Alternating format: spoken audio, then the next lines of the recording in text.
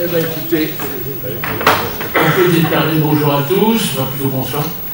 On peut déclarer la séance comme étant ouverte, donc on va commencer par l'appel. Alors allons-y, Kelly Oranati est là, Pierre Parisien,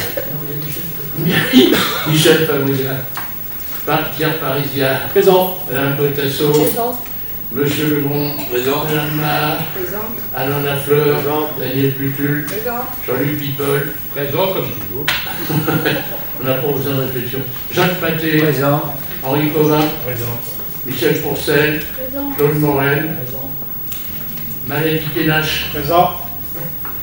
Frédéric Robert, Oui. Christophe Pironi, Présent. Angélique Divou, elle est absente, Karine Bresson, Renan Asquette, Élodie Thomas, Présent. Anna Nocry. Pouvoir. Oui, tu le donnes sur la table, là. Bon, Madame Favori, Présent. Monsieur Tillon, Monsieur Courtois, Madame Stocker, Monsieur Leveur, Madame Touchard, Jacques Huleux et Monsieur Robinet. Présent. Donc on a le quorum, on peut délibérer. Très bien. Secrétaire de séance. La secrétaire de séance, une doyen volontaire, une volontaire, Monique. S'il vous plaît, Oui, je voudrais prendre la parole. oh, je veux, pourquoi pas. Je prends la parole aujourd'hui au nom du groupe CAPEM pour exprimer notre profonde préoccupation concernant le fonctionnement des commissions budgétaires sur notre commune. Notre groupe a pris la décision de boycotter ces commissions car nous avons constaté que ces convocations que nous recevions sont souvent vides de tout document pertinent, et surtout cette année où on n'a eu aucun document. Il est essentiel de rappeler que les commissions municipales sont censées être des organes d'étude et de discussion où toutes les voix devraient être entendues. Cependant, en ne nous fournissant pas les documents préparatoires nécessaires, il est bien évident que notre analyse, nos idées et nos conseils ne sont pas les bienvenus. Comment pouvons-nous formuler des propositions constructives sans avoir connaissance en amont des intentions de la majorité municipale? Cette opacité délibérée dans ce processus décisionnel est inacceptable.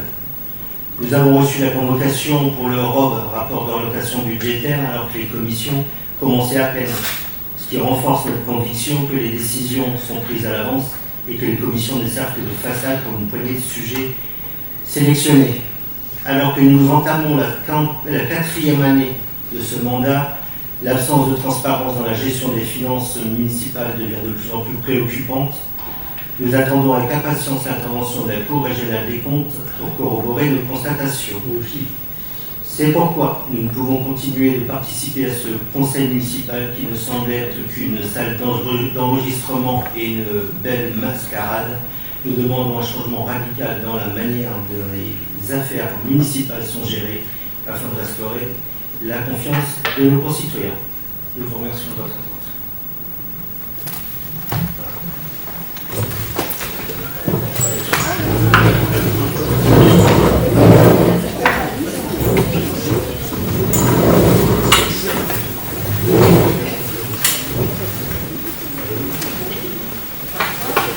Bonne soirée à tous. Vous pouvez éteindre le micro, s'il vous plaît? Merci. Bonne soirée. Bon.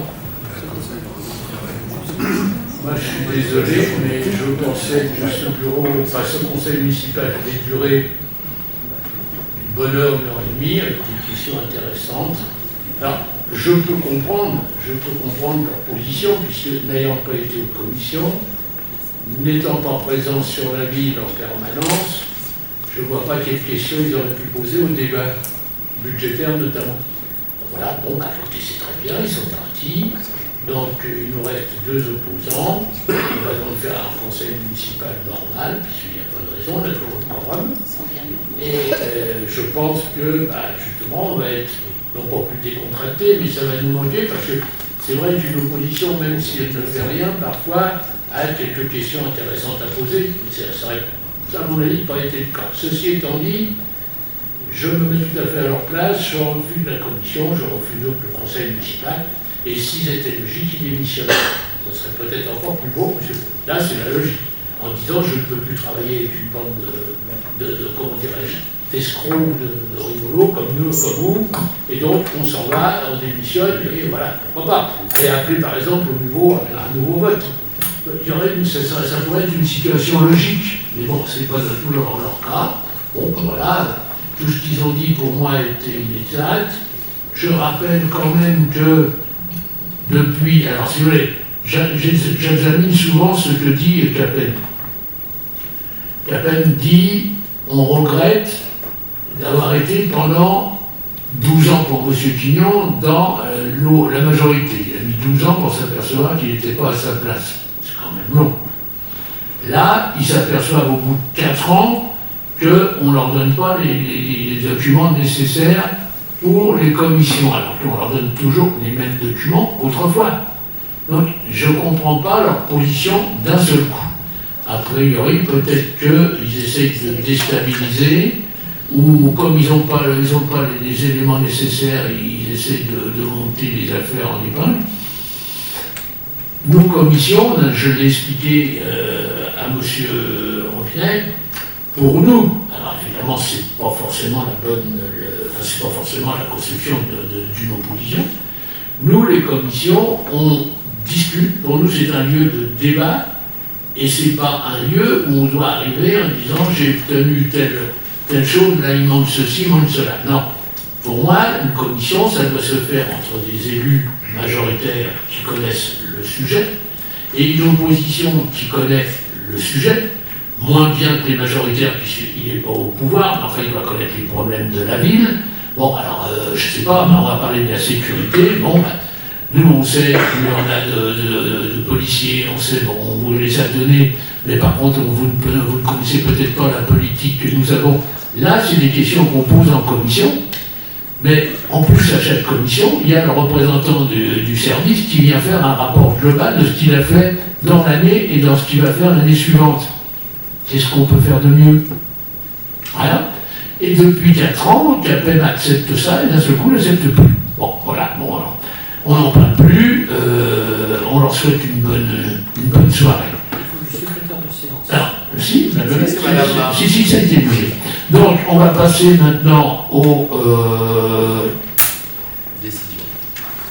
tableau récapitulatif des décisions du maire. Donc, vous les avez. Est-ce que ça vous pose question? Est-ce que vous avez des problèmes à nous indiquer, des questions à nous poser? Non? Oui? Juste une interrogation, parce que je n'en connais pas le fonctionnement. Je ne savais pas qu'il y avait un contrat pour le traitement de mise en fourrière avec l'Ontagne. Si. Donc il y a des conditions particulières, je suppose. Il y a des, oui, il y a des formulaires. Oui, c'est tout ce qu'il faut.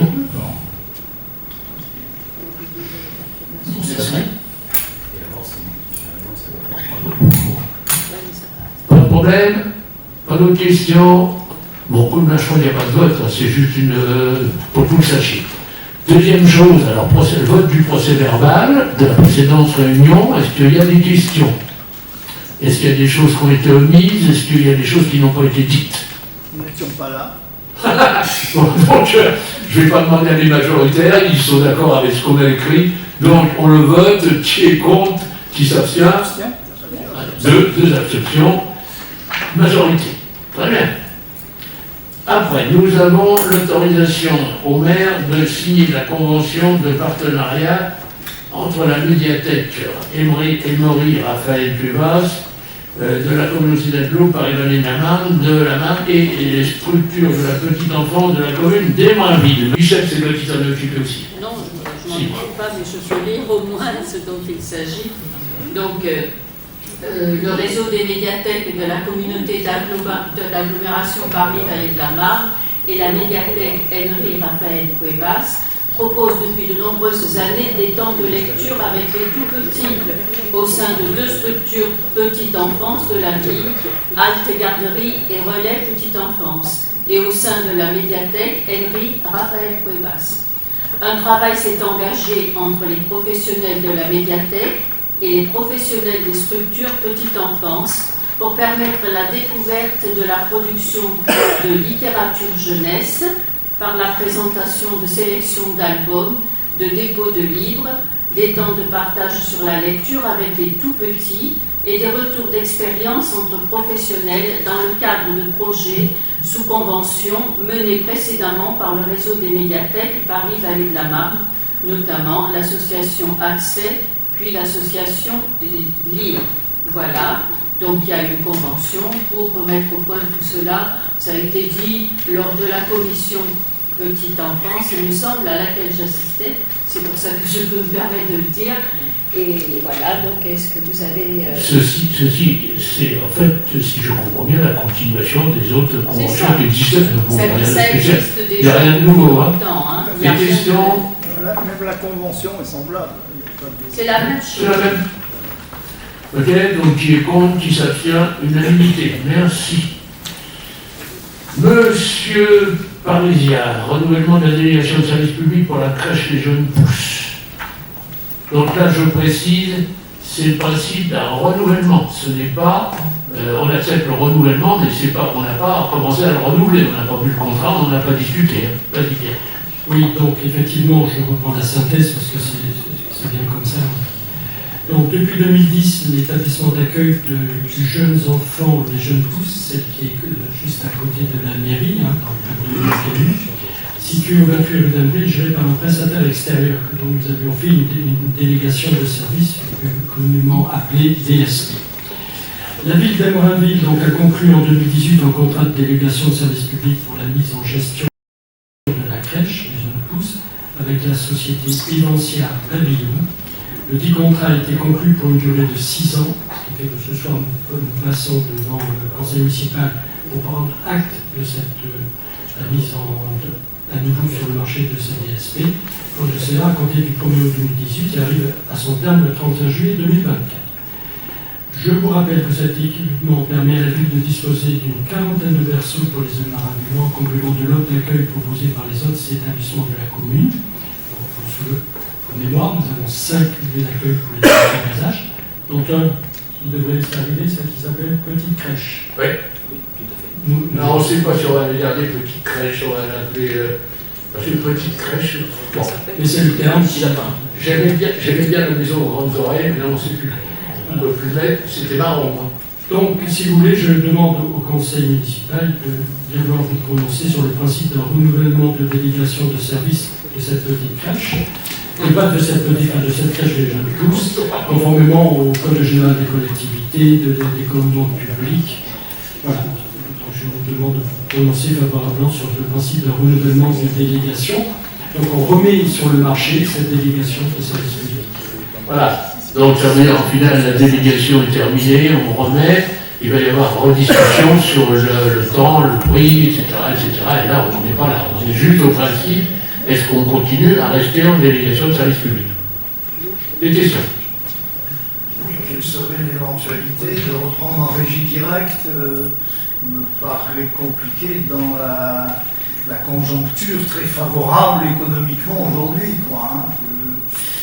C'est un risque supplémentaire, même si c'est aussi des questions d'intérêt. Mais dans la période actuelle, ça me paraît quand même difficile, d'autant plus, me semble-t-il, mais on en a discuté en commission, que la DSP semble convenir, même s'il y a eu quelques relâchements ces derniers temps, vous l'avez signalé, ce qui n'est pas des relâchements qui ne sont pas réversibles et qui doivent pouvoir se faire dans la négociation avec ces personnes pour continuer. Ils ont autant d'intérêt que nous à continuer, donc ça me paraît intéressant de ne pas changer un peu de système. Là, on ne prend pas la décision, on dit qu'on renégocie tout à nouveau. Sur les mêmes principes, on dit on repart en DSP. Mais c'est vrai que de rappeler en DSP, ça veut dire que néanmoins, c'est quelque chose qu'il faut toujours rappeler. Il ne faut pas faire d'inquiétude pour le personnel qui intervient dans la petite crèche. Généralement, la DSP, même s'il y avait un autre délégataire, il y a la poursuite des contrats de travail, généralement. Voilà, donc ça c'est quelque chose qui est important d'appuyer.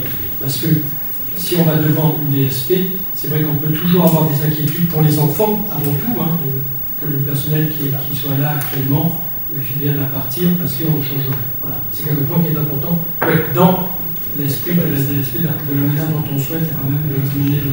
Pas d'autres questions? Bon, alors, qui est contre, qui s'abstient? Unanimité, merci. Donc, on attaque théoriquement le gros du problème, qui est en fait le débat d'orientation budgétaire, ou comment ça s'appelle maintenant, c'est le rapport.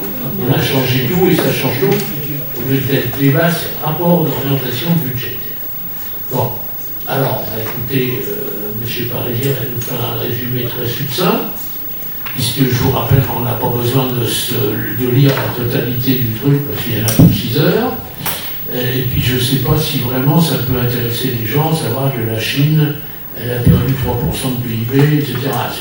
Il faut le mettre dans un contexte économique. Enfin, en dehors de ça, le contexte économique, c'est gentil, mais nous, on est là quand même pour voir le débat d'orientation de l'Amérique. Oui, donc effectivement, initialement, il y avait un débat d'orientation budgétaire, que la loi renforcée par un rapport d'orientation budgétaire, celui-ci doit se tenir et être rapporté aux différentes instances, notamment à la communauté d'agglo, pour dire que nous avons bien débattu du budget. Bien, l'introduction, si vous voulez, c'est le contexte financier, M. le maire vient de le rappeler, international. Eh bien, si vous voulez, ça ne va pas très très bien, hein, je dirais, en termes d'activité économique, mais aussi en termes de paix, je dirais, mondiale. Il y a certaines zones de conflit qui peuvent influencer, si vous voulez, encore l'activité économique de l'Europe et du monde en entier. Ce qui concerne la France, le rapport que nous avons fait, si vous voulez, il est intervenu avant que M. Bruno Le Maire n'intervienne lui-même en disant nous allons devoir faire 10 milliards d'économies, voilà les pistes. Ceinture, notamment quelque chose qui nous intéressait, dont nous sommes sensibles, c'est le fonds vert, pour lequel effectivement la commune demande toujours des subventions pour réaliser ces investissements. Bien, quoi qu'il en soit, donc la France, une inflation qui a été contenue, qui risque de baisser sur la fin de l'année, semble-t-il, avec des prix de l'énergie qui eux-mêmes sont sur le marché en voie de diminution, même si nous ne retrouvons pas cette baisse sur nos factures rapidement. Hein, si on regarde, il y a des baisses, mais elles ne sont pas aussi rapides que tous les termes que l'on entend. Nous avons des perspectives d'emploi qui semblent favorables, même si le gouvernement dit qu'il rejoint le plein emploi. Il faut savoir qu'il y a toujours un taux de chômage structurel qui est lié à l'activité. Et celui-ci, on peut l'estimer effectivement à 3% ou 4% de la population active. Mais quoi qu'il en soit, pour l'instant, le marché de l'emploi tient.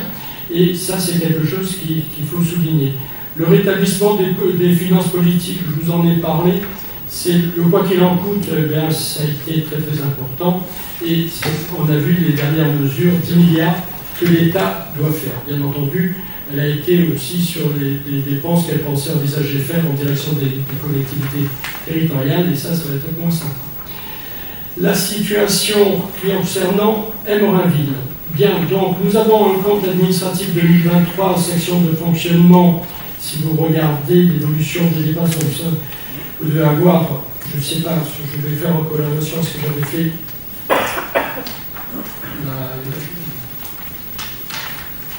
Excusez-moi, là, c'est... Voilà, c'est ça, non? Oui. Donc l'analyse rétrospective, hein, donc c'est la page 15. Évolution des dépenses, nous avions en budgété provision 11 425 millions.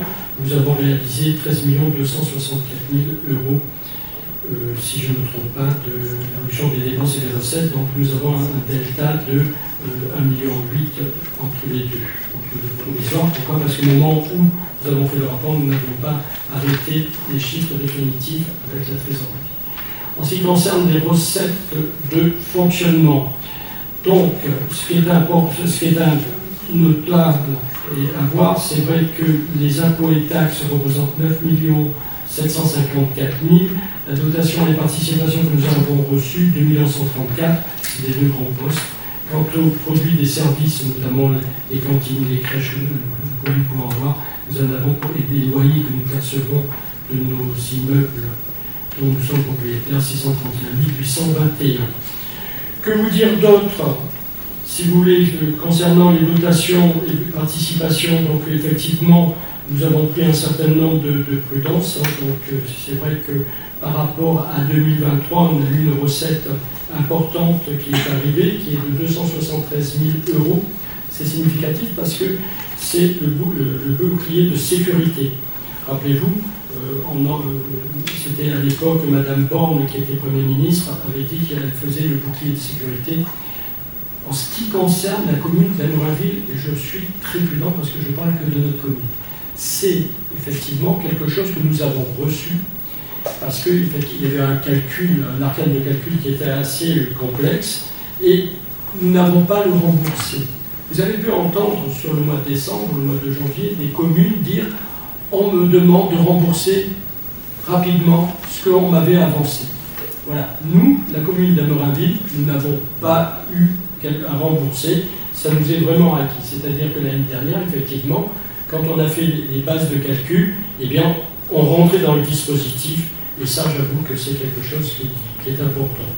Bon, je vous rappelle que les dotations globales de fonctionnement allouées par l'État représentent 1,1 million, c'est pas extraordinaire. On avait une DG à l'époque qui était d'1,9 million, on a perdu pratiquement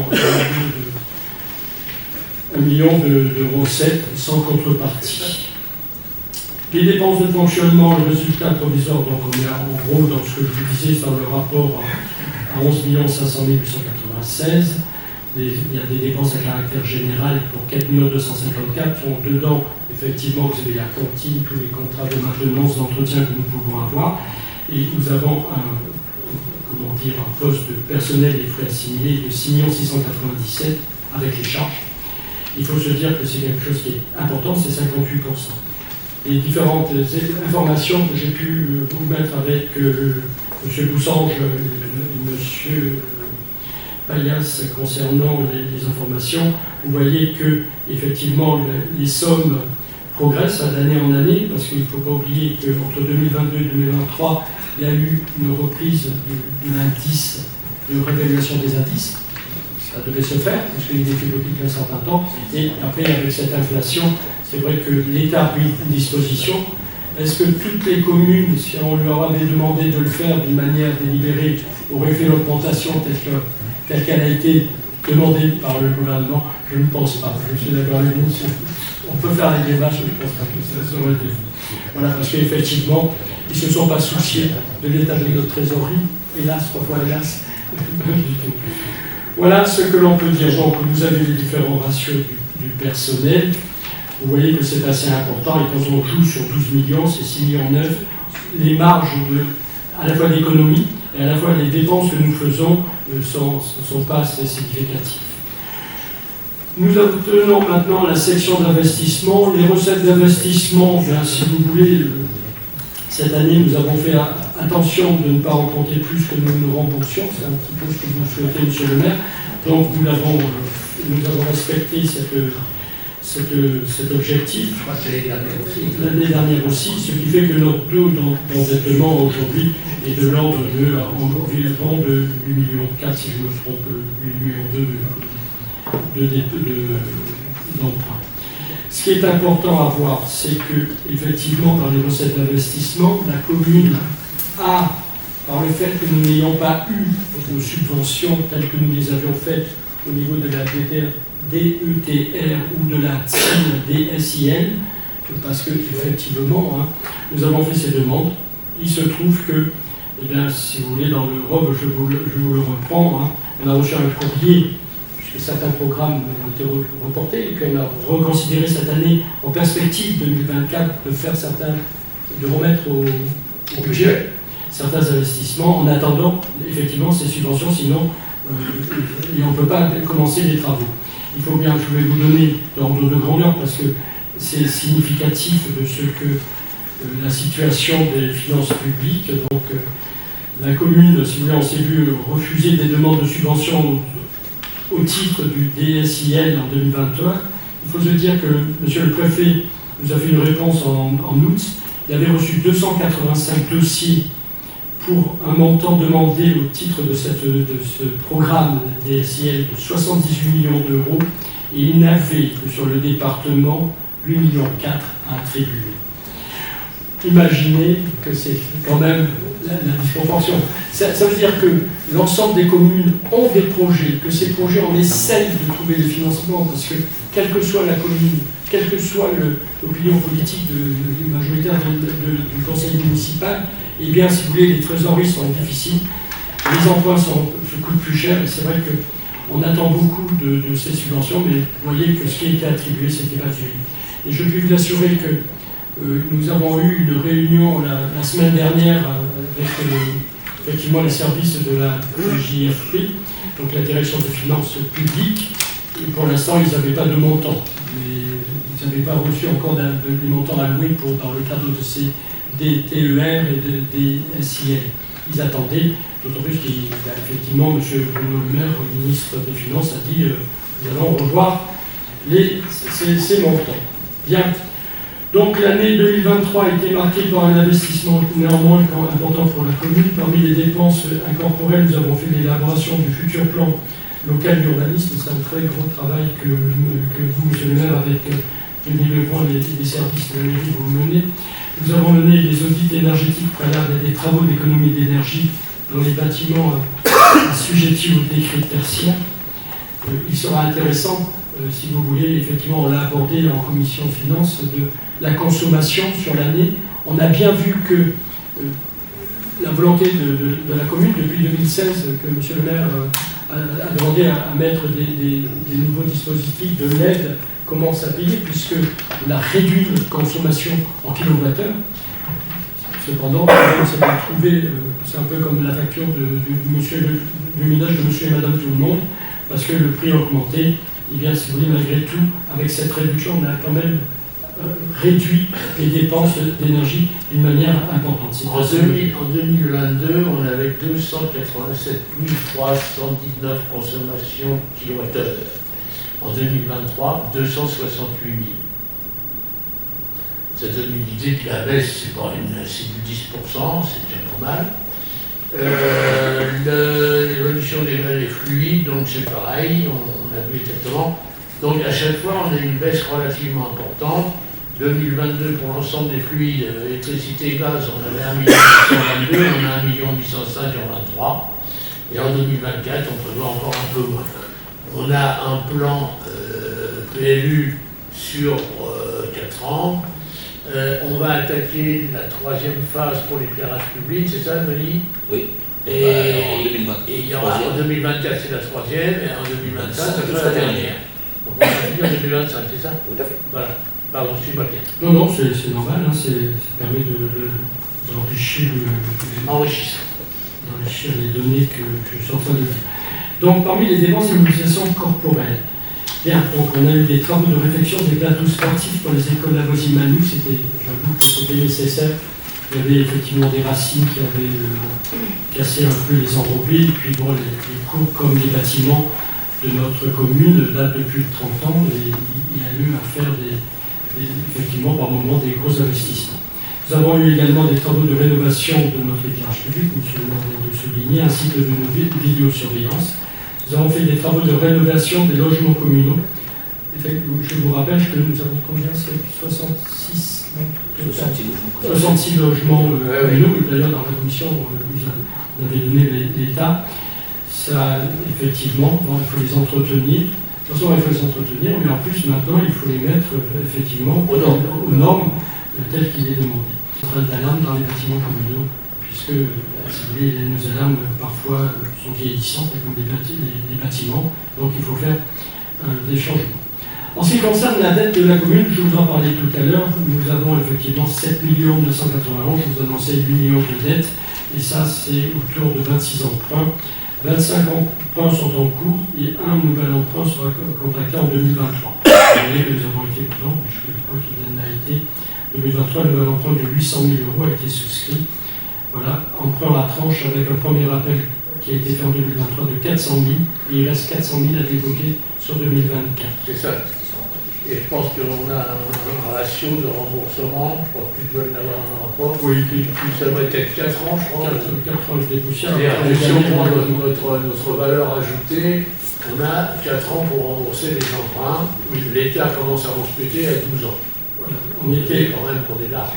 C'est-à-dire qu'avec les chiffres qu'on a fait ou autres, on est à 4 ans et 48 mois et 48 centièmes de mois. Ah oui, 48 centièmes. C'est très important. Alors que l'année dernière, nous étions à 9 ans, mais c'est vrai que l'année dernière, il y a eu une très grande dégradation concernant puisque nous avons chaque fois été jusqu'au maximum de ce que nous avions en excédant les exercices précédents. Donc vous avez un petit peu l'évolution depuis 2014 sur les 10 dernières années de la dette de la commune. Aurait-il fallu, je crois que nous avons eu le débat, M. Huleux, pendant la commission finances, effectivement, vous êtes venu en disant, mais fallait-il, vous aviez pris de ce que vous aviez vécu dans le milieu hospitalier, d'augmenter l'endettement. C'est un choix que nous n'avions pas fait, c'est vrai. Et, si vous voulez, aujourd'hui, nous sommes quand même sur un montant de 7 991 427. L'évolution de l'annuité, elle est passée de 780 à 750 en 2023. Et nous sommes en cours d'essayer de renégocier certains emprunts pour effectivement atténuer cette...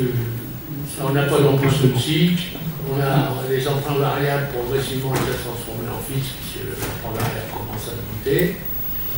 Donc on n'a pas de gros danger sur nos emprunts. Après, le problème c'est qu'il ne faudrait pas que chaque année nous se comptions, parce que sinon forcément ça pourrait comme avec l'intercommunalité, la tentation se fera plus pressante. Enfin, ce n'est pas le cas pour l'instant.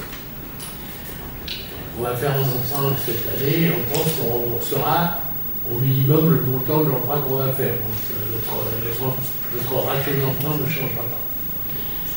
Très peu. Donc, la dette par habitant en 2020, nous avions 896,53 €. En 2023, nous avons 1042,31 €.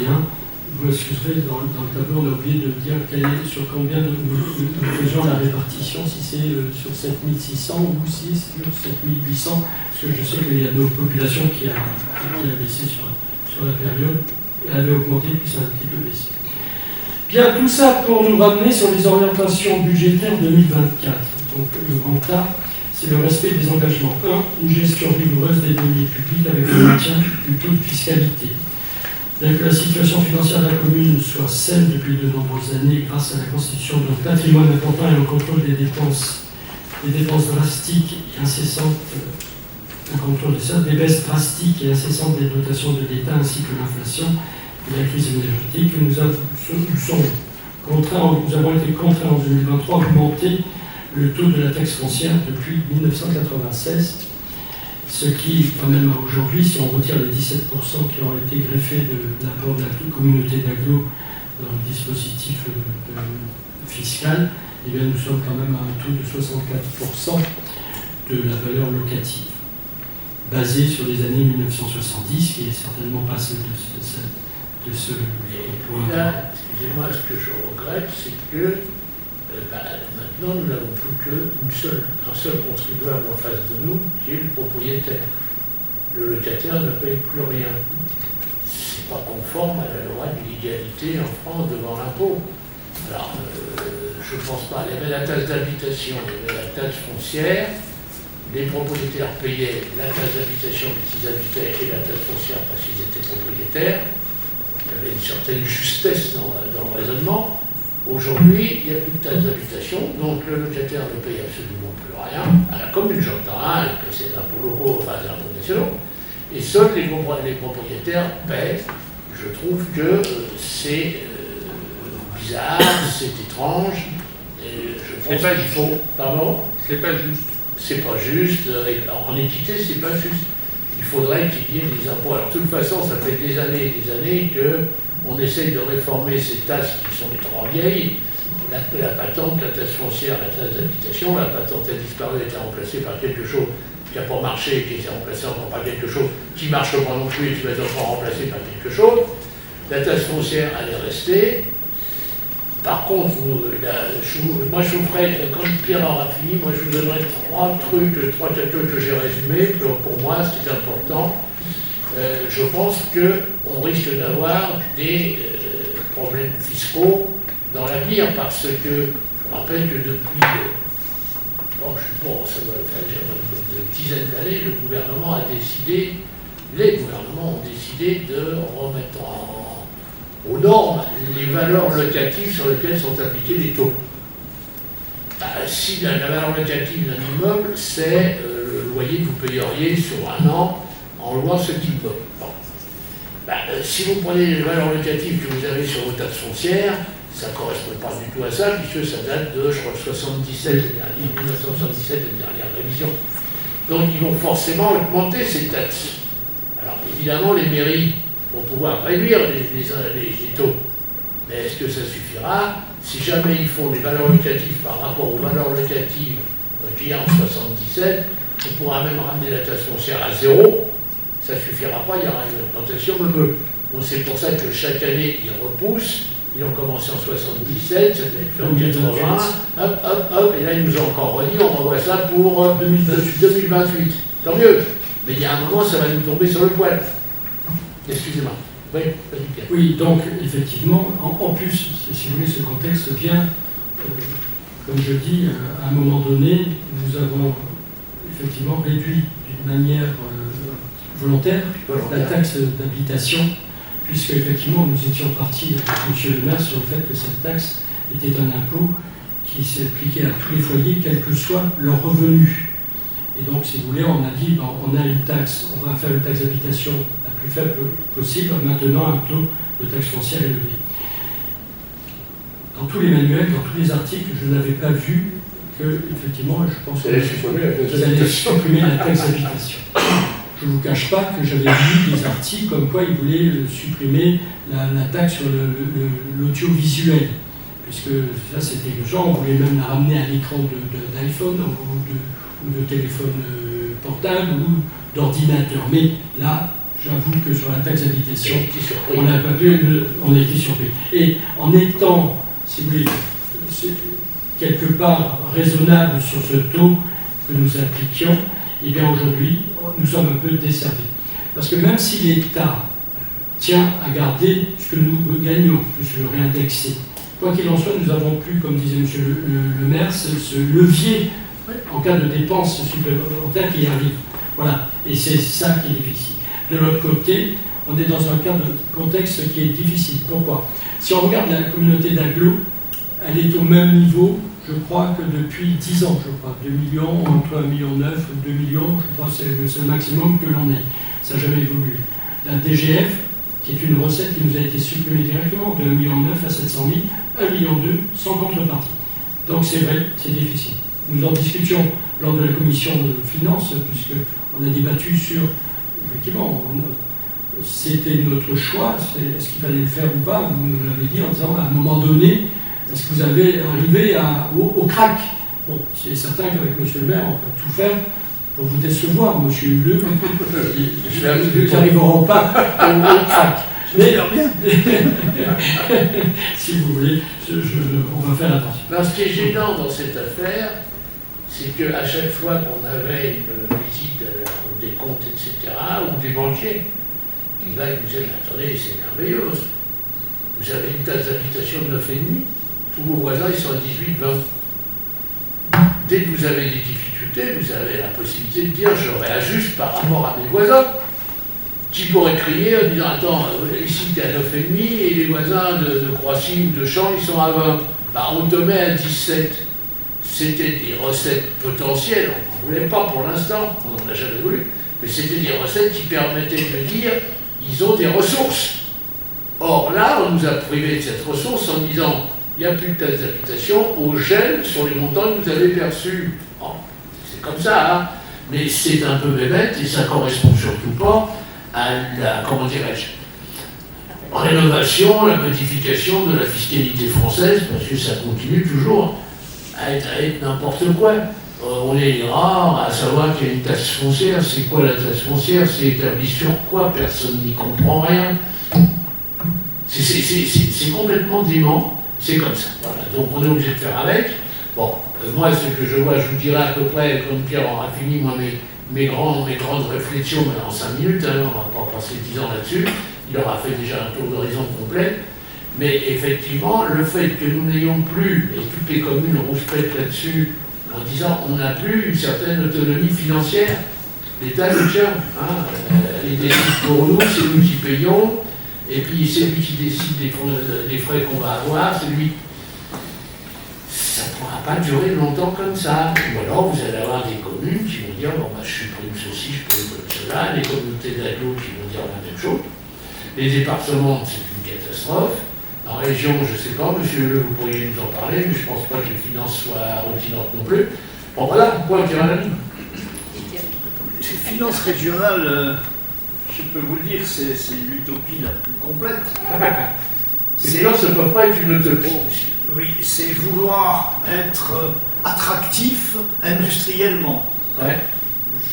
Je crois qu'aujourd'hui, la raison ne fait pas oublier qu'il faut être attractif industriellement, parce que s'il n'y a pas de production d'argent, le système s'arrête. C'est pas du tout rien. Mais il y a d'autres difficultés sociales en Île-de-France qui sont plus prioritaires que celle-là, même si on peut ne pas l'oublier, cette orientation-là. Or, tout est là-dessus, et la recherche d'aller chercher des compétences qu'on n'a pas, sans assumer celles que l'on a. C'est-à-dire qu'il reste 600 millions d'euros dans les caisses de la région, alors que les plafonds des lycées dont ils ont la responsabilité matérielle s'écroulent au point de croire pour des journalistes que c'était des décorations de Noël qui étaient dans les classes de sciences où il y a des laboratoires, alors que c'était les plafonds qui étaient écroulés. Donc, oui, il y a quelque chose qui va pas. Bon, il y a quelque chose qui fonctionne très mal là, et je pense que c'est peut-être pas l'ensemble de la politique de Mme Pécresse, mais au moins Mme Pécresse fait des erreurs même contre son camp, avec le SDRIF, avec beaucoup de choses, où elle s'enferme dans une vision très personnelle, me semble-t-il, hein, on critique là-dessus, et qui n'est pas obligatoirement aujourd'hui la vision des partis de droite, même si nous avons des oppositions dans les orientations, il y a des logiques et des réalités de contraintes qu'il faut bien assumer ensemble. Et par exemple, pour le SDRIF, c'est une chose manifeste que des maires vice-présidents de commission à la région retrouvent sur leur terrain où ils sont maires des promotions immobilières qui n'ont jamais existé. Bon. Et moi, je crois que le grand problème en France, mais il n'est pas d'aujourd'hui, hein, c'est que nos dirigeants ne sont pas des hommes de terrain ou des femmes de terrain. Ils ne savent pas ce qui se passe réellement en dessous d'eux. Donc ils prennent de joie, par exemple, notre jeune Premier ministre, gentil, hein, il fait des promesses, etc., il ne pourra tenir aucune. Notre président est gentil aussi, ce sont des gens qui intellectuellement sont au-dessus de la moyenne, c'est clair. Hein. J'ai discuté avec Valérie Pécresse, elle n'est pas stupide, hein, bon, mais vous lui donnez une épicerie de quartier, elle dépose le bilan au 15 jours. Parce qu'ils ne sont pas habitués, ils sont pas sur le terrain. Ils ne connaissent pas les réalités du terrain. Quand je leur dis, mais ça j'ai discuté avec elle, puisqu'elle était venue plusieurs fois à Montfermeil, à l'époque où j'avais mon cabinet d'expertise. Discuté avec elle, j'ai dit, oui, d'accord, mais bon, dans l'abstrait, c'était impeccable. J'ai l'impression que le discuter est un philosophe. Dans l'abstrait, c'est enroulé. Maintenant, on est en pratique, qu'est-ce qu'on fait? Voilà. Et c'est général à tous nos dirigeants, régions, parfois maires, même des maires des grandes villes, parce que les maires des petites villes ne peuvent pas se permettre ça. Je vais pas, si je dis à quelqu'un, à ma population, vous allez avoir un gymnase dans 2 ans, si j'arrive à excuser en disant, oui, excusez-moi, j'ai du retard, ça sera dans 3 ou dans 4, mais si je leur dis, je n'ai pas pu le faire à cause du dollar, à cause de ceci, à cause de cela, oh, tu rigoles, non? Bon. Donc, c'est pas du tout les mêmes gestions. Et je suis très content d'être maire d'une petite ville, et je suis très content de ne pas être un homme politique. Voilà. Ça, je pense qu'il y a une dichotomie entre la finance et l'expression politique. L'un est plus que, je vais dire un gros mot, mais le pantin de l'autre. Et la réalité politique qu'il faut pour diriger, donc voir la réalité et voir demain, sont oubliés pour des pressions lobbyistes et financières. Et tant que le gouvernement ne sauront pas que sans l'argent on ne peut rien faire, c'est pas Dieu, mais sans lui on ne fait rien. Et donc il faut en avoir, et que pour avoir de l'argent, il faut avoir une gestion saine, avoir des entreprises qui fonctionnent, etc. Quand quelqu'un arrive au pouvoir en disant je hais l'argent, je hais la finance, c'est aberrant. c'est les seuls hommes politiques qui disent ça. Aux États-Unis, ils sont fiers comme des petits bancs quand ils sont multimilliardaires. En Allemagne, ils sont contents de dire voilà, j'ai une entreprise qui gagne. Aujourd'hui, en France, quand vous avez une entreprise qui gagne bien sa vie, elle se tait, elle se fait toute petite en disant on va m'accuser d'être. Voilà, c'est ça le problème.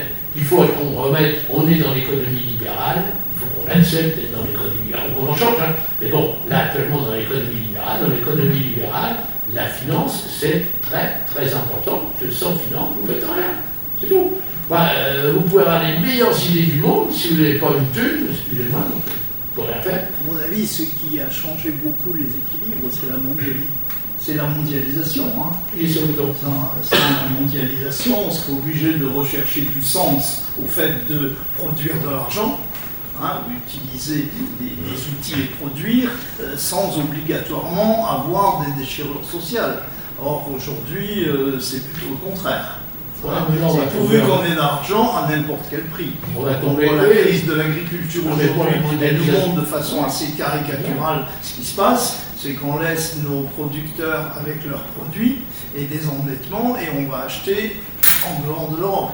Ça fait de l'argent, mais pour chaque pays, ça n'a plus de sens. Vous allez peut-être gagner sur le prix de la farine, du truc qui sera vu en Ukraine, mais vous allez tellement perdre à côté, et à la fin vous allez avoir une révolution du palais, que c'est complètement stupide. Mais alors là, c'est le même problème. C'est qu'aujourd'hui, nos gouvernants disent voilà ce qu'on va faire, ils ne peuvent pas le faire.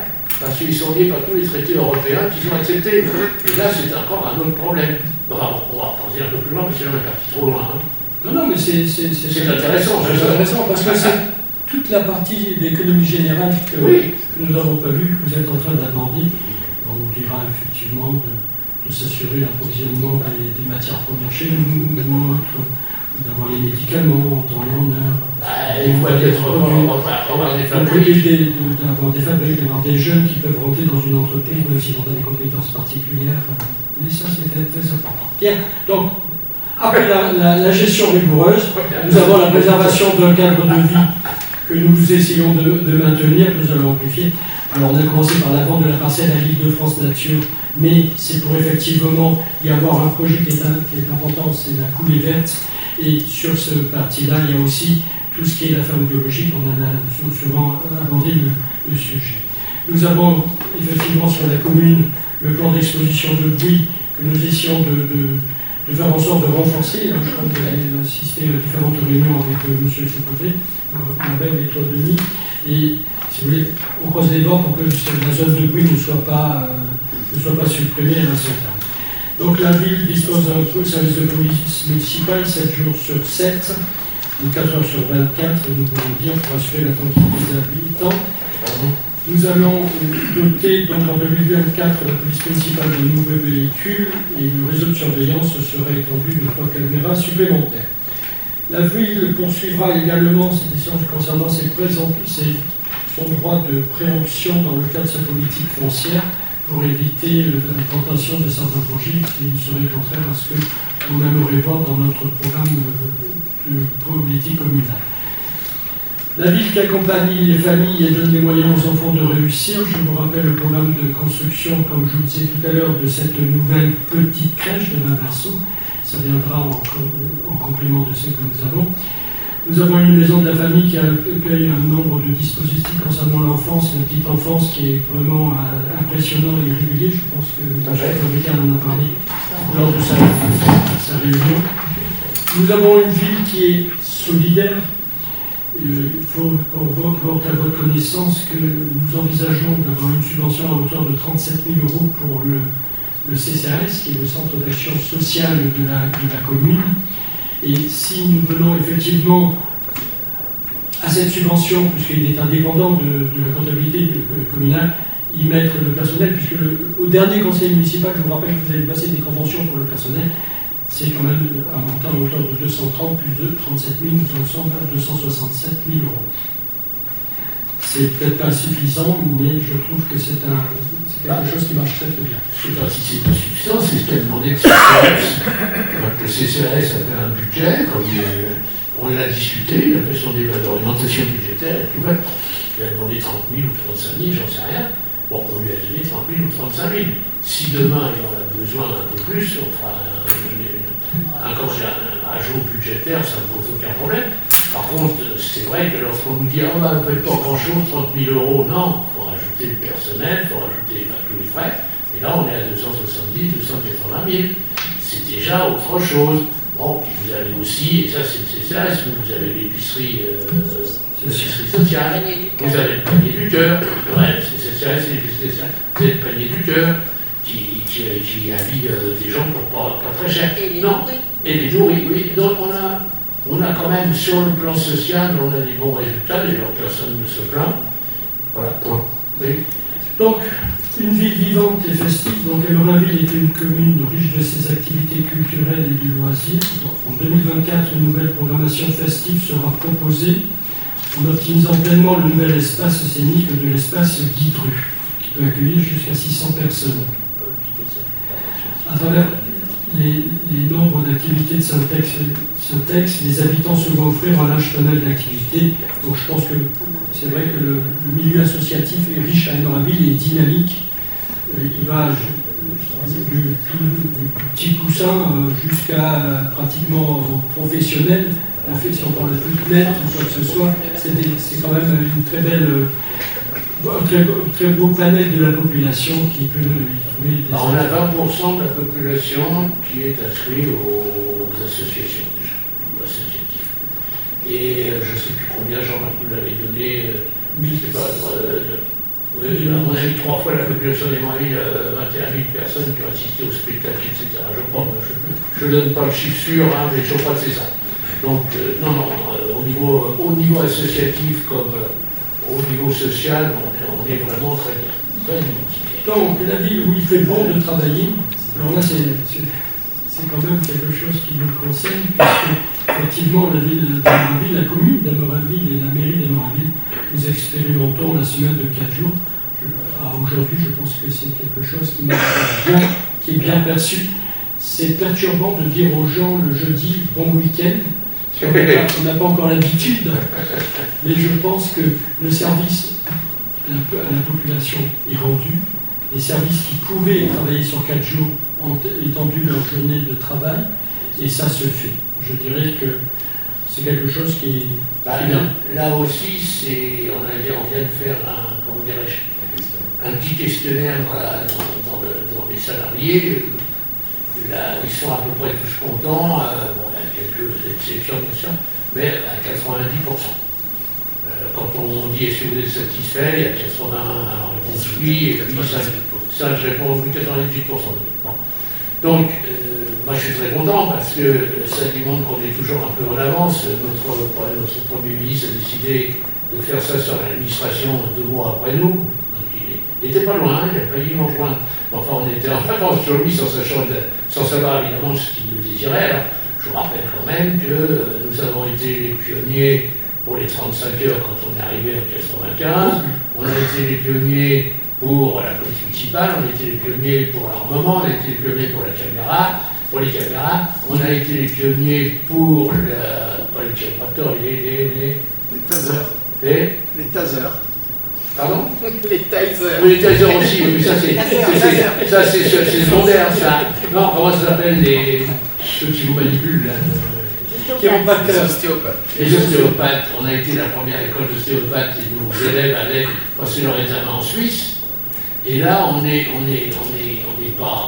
rien, mais on loue une salle à un denturiste, qui est une profession non reconnue encore en France, mais il n'exerce pas, il est en train de former des gens jusqu'à temps que la profession soit reconnue, sachant qu'elle est déjà reconnue en Allemagne, en Allemagne, en Suède, en Hollande, etc. Donc forcément un jour, moi j'ai mon dentiste qui est relativement évolué, dit oui, de toute façon c'est comme ça se fera obligatoire. Voilà. Donc on n'est pas partie prenante. Là-bas nous a demandé est-ce que je peux avoir une salle? Oui, en payant. Ils payent et ils forment je ne sais pas comment on les appelle, peu importe. C'est des prothésistes qui ont une formation un petit peu de dentiste, un petit peu, et qui sont là pour poser des prothèses mobiles, c'est tout. ils ne s'amusent pas à vous arracher des dents, etc. C'est pas leur boulot, ça c'est le dentiste. Voilà. Donc on était en avance et je trouve que le fait de faire une journée, la semaine de 4 jours, c'est inscrit dans l'histoire. J'aime pas beaucoup les vacances, vous me connaissez. Je ne suis pas le garçon qui aime ne pas travailler, mais c'est inscrit. Donc vous avez maintenant un grand nombre d'entreprises qui font du travail par ordinateur, chacun chez soi, ce qui à mon avis est une bêtise parce qu'on ne reconnaît plus le personnel, il n'y a plus, etc. Enfin bon, ça se fait, et il y en a énormément qui vont passer à la semaine de 4 jours, parce que c'est comme ça. Bon, on peut ne pas être d'accord. Donc on s'est dit, on va faire un essai sur 2 mois. On a fait l'essai sur 2 mois. Maintenant, moi, je pense qu'on va pérenniser l'affaire. On en discutera entre nous et puis on en parlera encore au conseil municipal prochain. Et je pense qu'il faudra pérenniser l'affaire. Ils sont très contents. Pourquoi voulez-vous on les contrôle personnel. Voilà. Monsieur Pierre, pareil. Donc, une fois que nous avons vu ça, maintenant nous attaquons la section de fonctionnement. Alors, rapidement, si on peut le dire. En dépenses, nous allons être prudents, il y a la régularisation du point d'indice des fonctionnaires, donc à partir de janvier 2024 qui est intervenu. Nous attendons et nous avons eu, comme tout le monde, la hausse des coûts de l'énergie à partir du 1er février 2024, même si nous avons, passons par un délégataire, je crois, un marché commun pour tout ce qui est l'énergie. Nous avons la révision des contrats et délégations de services. Alors là, c'est ce qu'on parle effectivement des crèches, mais il y a aussi la délégation concernant la cantine scolaire. Ils sont venus, ils ont pleuré, ils sont repartis en pleurant. Puisque nous ne voulons pas d'augmentation et surtout nous tenons à ce que nous ayons les 5 plats, enfin les 5 ingrédients. Il n'y a pas de réduction, il n'y a pas de la farce nigo. Voilà, ça il faut bien le préciser. Tout ça s'articule autour d'une entrée, enfin de plat, un fromage, un dessert. Voilà, donc ça c'est très important. Difficulté, nous avons été effectivement à retrouver des assureurs avec des coûts très importants. Malgré tout, aujourd'hui, nous sommes enfin assurés, si je ne me trompe pas. Oui, avec un delta, mais ça a coûté beaucoup plus cher. Mais beaucoup plus cher. Alors, la surprise que j'ai eue, qu'on a eue, c'est quand moi j'ai appelé, je me suis aperçu que AXA, dans un premier temps, on ne voulait même pas entendre parler de nous. Et on m'a dit, mais si à Provins, AXA facture, comment dire, assure toute la mairie de Provins. Bon, j'ai appelé AXA de Provins, qui me dit oui, mais on ne vous assurera pas vous, parce que, écoutez, on n'a pas eu d'émeute encore. On a eu, à l'émeute, il y a eu 100 000 euros, à Lévis, c'était des millions. C'est pas ça. Vous avez fait plus de 3 déclarations de risque climatique, je ne sais pas. Catastrophe naturelle. Pardon ? Catastrophe naturelle, plus de 3. En fait, on n'accepte plus. Donc, on a été obligé de retrouver une assurance qui est en Belgique, je crois, mais qui, en fait, derrière, il y a AXA quand même. Enfin bon, après, c'est le problème international, qui nous a couvert, mais qui nous a couvert avec 30%, grosso modo, entre 30 et 35% de plus. Et c'était ça où on n'avait pas d'assurance. Et est-ce que maintenant on est couvert pour la responsabilité civile? Parce qu'on a été couvert par une augmentation très rapide pour les voitures. Pour les bâtiments, ça a été très long, ça vient de se faire. Mais la responsabilité civile. Ça discute, on a la responsabilité. On n'est pas encore couvert. Voilà. On n'est pas encore couvert. Mais on n'est pas les seuls, on n'a pas la seule mairie, je vais vous dire que. Et puis il y en a qui ont des augmentations qui ne sont pas comme des nôtres. Je voulais pas m'occuper de Montargis, mais j'ai regardé vaguement avec les émeutes qu'ils ont eu, c'est du 400%. L'année 2024, on montant de dépenses de 12 504 contre 12 206 en 2023, soit une augmentation de 2,5. À l'intérieur, nous avons de nos dépenses de fonctionnement un poste d'amortissement qui s'élève à 1 034 350. Ça, c'est pour renouveler au moment des annuités de son terme le bien que nous avons.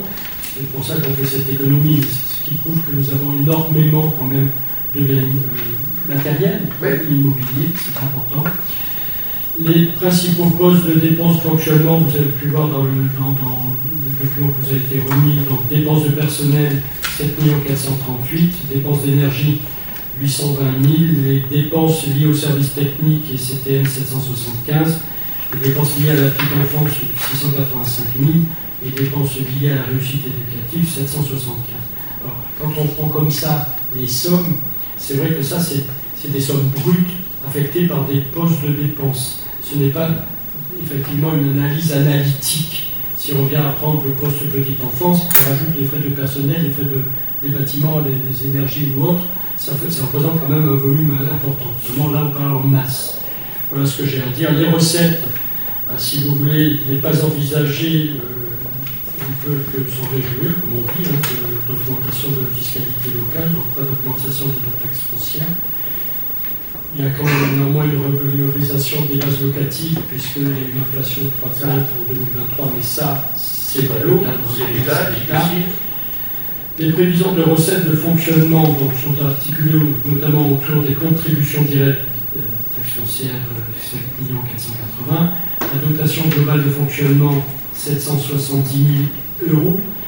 Vous avez entendu avant que Mme Borne nous remette sa démission qu'elle pensait allouer encore un montant de 320 millions d'euros pour les collectivités locales. Je ne sais pas si ce budget est maintenu dans la répartition in fine. L'attribution de compensation à hauteur de 1 982 000, si je ne me trompe pas, ça c'est la communauté aglo. Les subventions de fonctionnement que nous attendons, notamment la caisse d'allocation familiale et du département à hauteur de 680 000 €, des produits de services et d'humaines à hauteur de 670 000, des revenus des immeubles. Vous voyez, là, c'est notre patrimoine immobilier, donc tous les appartements ont un revenu à hauteur de 550 000 € attendus. Et la taxe sur les droits de mutation, nous ne nous réjouissons pas, nous avons mis 220 000. Je pense que si nous y arrivons, ça sera bien, parce que c'est vrai qu'il y a des biens qui arrivent au terme de construction sur bailli. Il va certainement y avoir des droits de mutation à ce moment-là, au moment où ils seront livrés, où les actes définitifs seront signés. Mais je pense que les mouvements sur la commune sont un peu comme sur tout le territoire national, un peu suspendus au coût des crédits et de l'inflation et de la capacité des ménages à pouvoir changer de logement. Donc le total des recettes de fonctionnement que nous attendons, c'est de 13 335 000 contre 13 210 000, sur une progression de 1,1%. Vous voyez que nous avons quand même un état négatif. Mais généralement, on arrivera à résoudre ça une fois que nous allons reprendre effectivement le budget, puisque rien n'est arrêté. Et donc, effectivement, nous allons refaire, contrairement à ce qu'a pu annoncer tout à l'heure M. Quignon dans sa déclaration avant de quitter la salle. Il n'est pas là. J'ai rien dit. On dirait. Je n'ai rien dit. Donc, il est, hélas, trois fois hélas, nous pensons effectivement à une hausse de la tarification de la restauration scolaire, puisque effectivement, nous attendons de voir ce que va donner les négociations avec la restauration. Même si on leur a dit que non, on ne voulait pas d'augmentation, je crois que, hélas, trois fois hélas, on va faire autrement. On va faire autrement. Voilà. Donc ensuite, la section d'investissement. Donc en dépenses, le budget global de dépenses d'investissement prendrait notamment les projets suivants: la transformation de la garderie, la sécurisation des établissements scolaires. Là, nous le faisons sur nos fonds, puisque nous avons fait pendant 3 ans les demandes de subvention, on n'a rien eu, 75 000 €. La réfection des toitures du gymnase et la réfection des courses de tennis et la création d'un city-stade que nous avons en objectif. Donc nous sommes en train de finaliser pour avoir les devis. Le changement des huisseries et des travaux de rénovation de la crèche des Petits Princes, puisque là, c'est mise à disposition de bâtiments qui soient moins énergivores possible. La poursuite des travaux d'éclairage public, comme disait tout à l'heure Denis Levron et M. le maire, nous en sommes à la 3e partie. Et avant-dernière, l'extension du réseau de vidéosurveillance, je vous en parlais tout à l'heure, au moins 3 caméras supplémentaires. Il faut savoir que le centre de surveillance, c'est ça, unitaire, le CSU, nous l'avons refait complètement sur la rentrée de 2023. Donc le remboursement de la dette en capital, nous pensons le faire à hauteur de 761 112 €. Les recettes d'investissement 2024 pourraient être financées principalement par les recettes suivantes: le fonds de compensation de TVA à hauteur de 350 000 €. Alors nous avons une bonne nouvelle avec M. Boussange et M. Payard lors de la dernière réunion avec la DFIP, qu'effectivement on peut avoir un FC TVA sur un certain nombre de biens qui étaient exclus depuis 2021. C'est bien ça. Un certain nombre. Donc c'est bien. Bon, les subventions d'investissement liées au pouvait pas de récupérer la sécurité. TVA, on ne pouvait pas récupérer jusqu'à présent la TVA sur la voirie. L'État avait décidé, vous la payez, puis vous la récupérez pas. Et là, avec la nouvelle loi, on peut la récupérer. Donc ça fait 20% de moins généralement. Voilà, pas encore. Pardon ? Sur l'aménagement de certains terrains. Aménagement de certains terrains aussi. Bon, il y a 2-3 modifications intéressantes au niveau de la TVA pour les communes qui pourront récupérer la TVA. Oui. Les subventions d'investissement liées au fonds d'aménagement communal du département seront estimées à 445 000 €. Nous avons aussi des subventions d'investissement liées au bouclier de sécurité, 118 000 € que nous avons déposés. Il y en a 2 dossiers qui ont été notifiés sur 3. Et les subventions d'investissement de la CAF, qui sont estimées à 212 000 dans effectivement le programme de cette petite crèche. La part de la taxe d'aménagement, nous verrons ce qu'il en est, les dotations aux amortissements et l'autofinancement. Voilà en gros ce que nous pouvions vous dire. Vous avez différents calculs que nous avons sortis de ratios, comme je vous en parlais tout à l'heure, vous demandez monsieur le maire. Si vous voulez, effectivement, nous avons sorti, semble-t-il, un excédent l'année dernière de 1 031 000. Donc nous avons, globalement, nous avons effectivement 4,48 mois de taux de crédit, 4 ans, et nous avons une marge brute de 13%. Ça, c'est des ratios.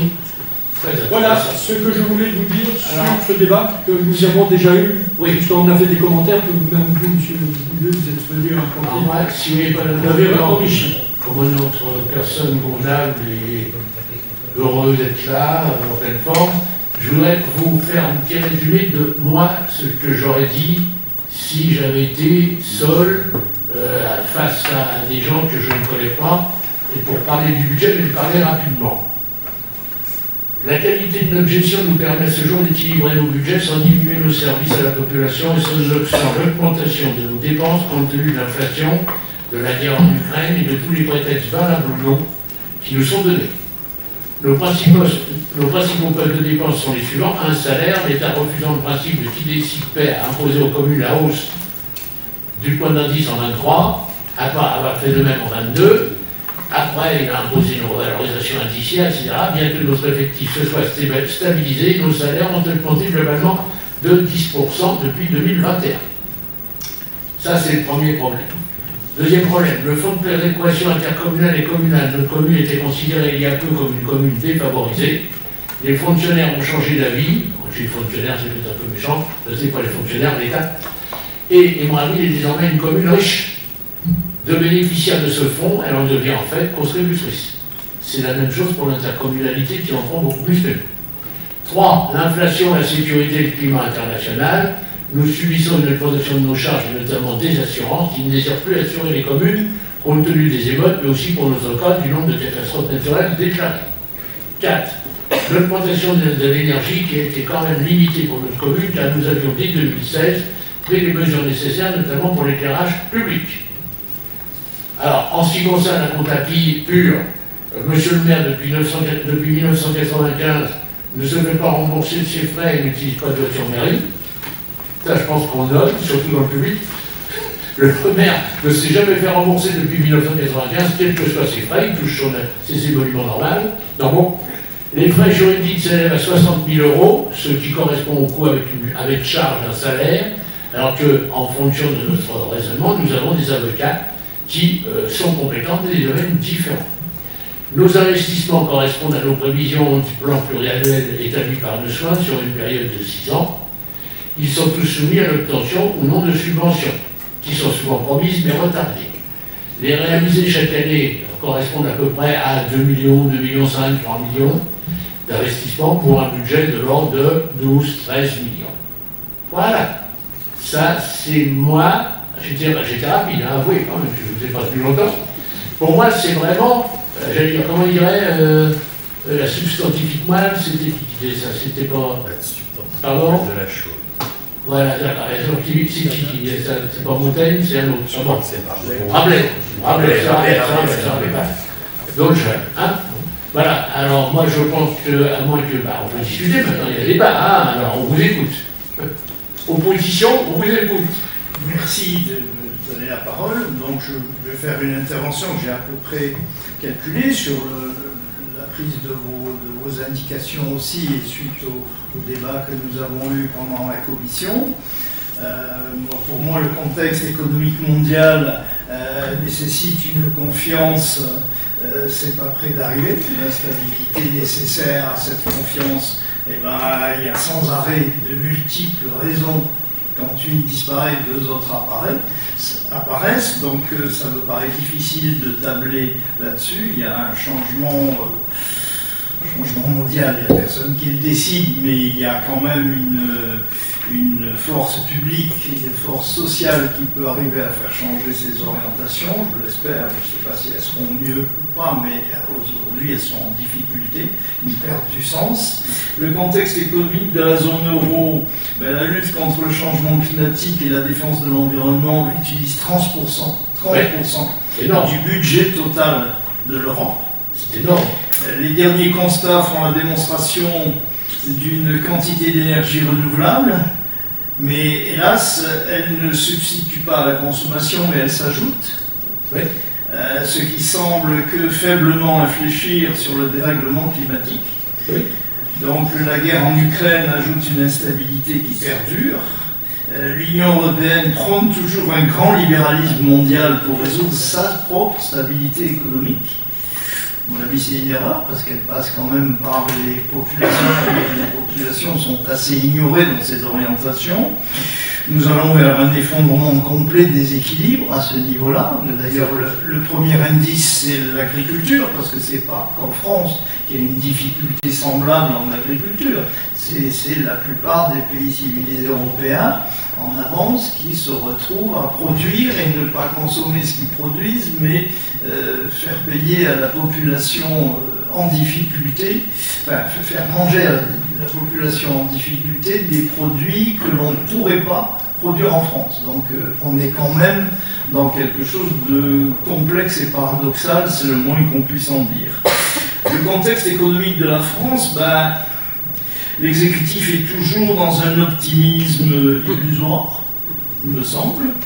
Prévision en hausse, puis révision au dernier moment en baisse importante. D'ailleurs, je pense qu'on pourrait dire à Bercy qu'on supprime les dimanches, parce que c'est chaque fois le dimanche qui enlève un cran à la ceinture, donc on supprime les dimanches, comme ça on peut respirer.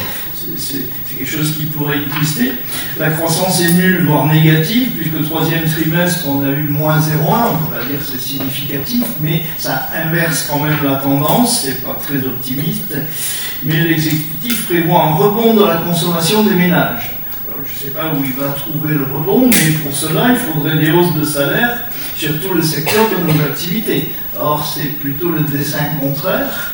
Tout du moins qu'ils annoncent. On peut espérer que les annonces, comme d'habitude, ne soient pas suivies des faits, et que finalement elles soient contraires à ce qu'ils indiquent, mais puisqu'ils reviennent dimanche dernier à complètement l'inverse de ce qu'ils avaient prévu avec les prix planchers pour l'agriculture. Donc aujourd'hui, ils peuvent aussi faire l'inverse. Voilà. Des déclarations fracassantes, le ralentissement de l'inflation devrait se poursuivre dès 2024.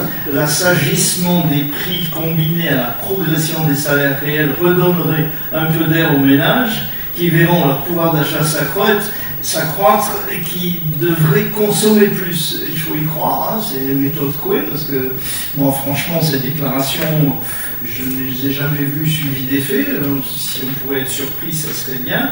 Un taux de chômage en légère hausse sur les derniers trimestres, là c'est pareil, c'est pas une inversion très significative, mais c'est quand même un peu inquiétant pour l'avenir, parce que le reste non plus, le beau temps ne se lève pas. Bon, il pleut pas que sur nos territoires, il pleut dans les finances aussi.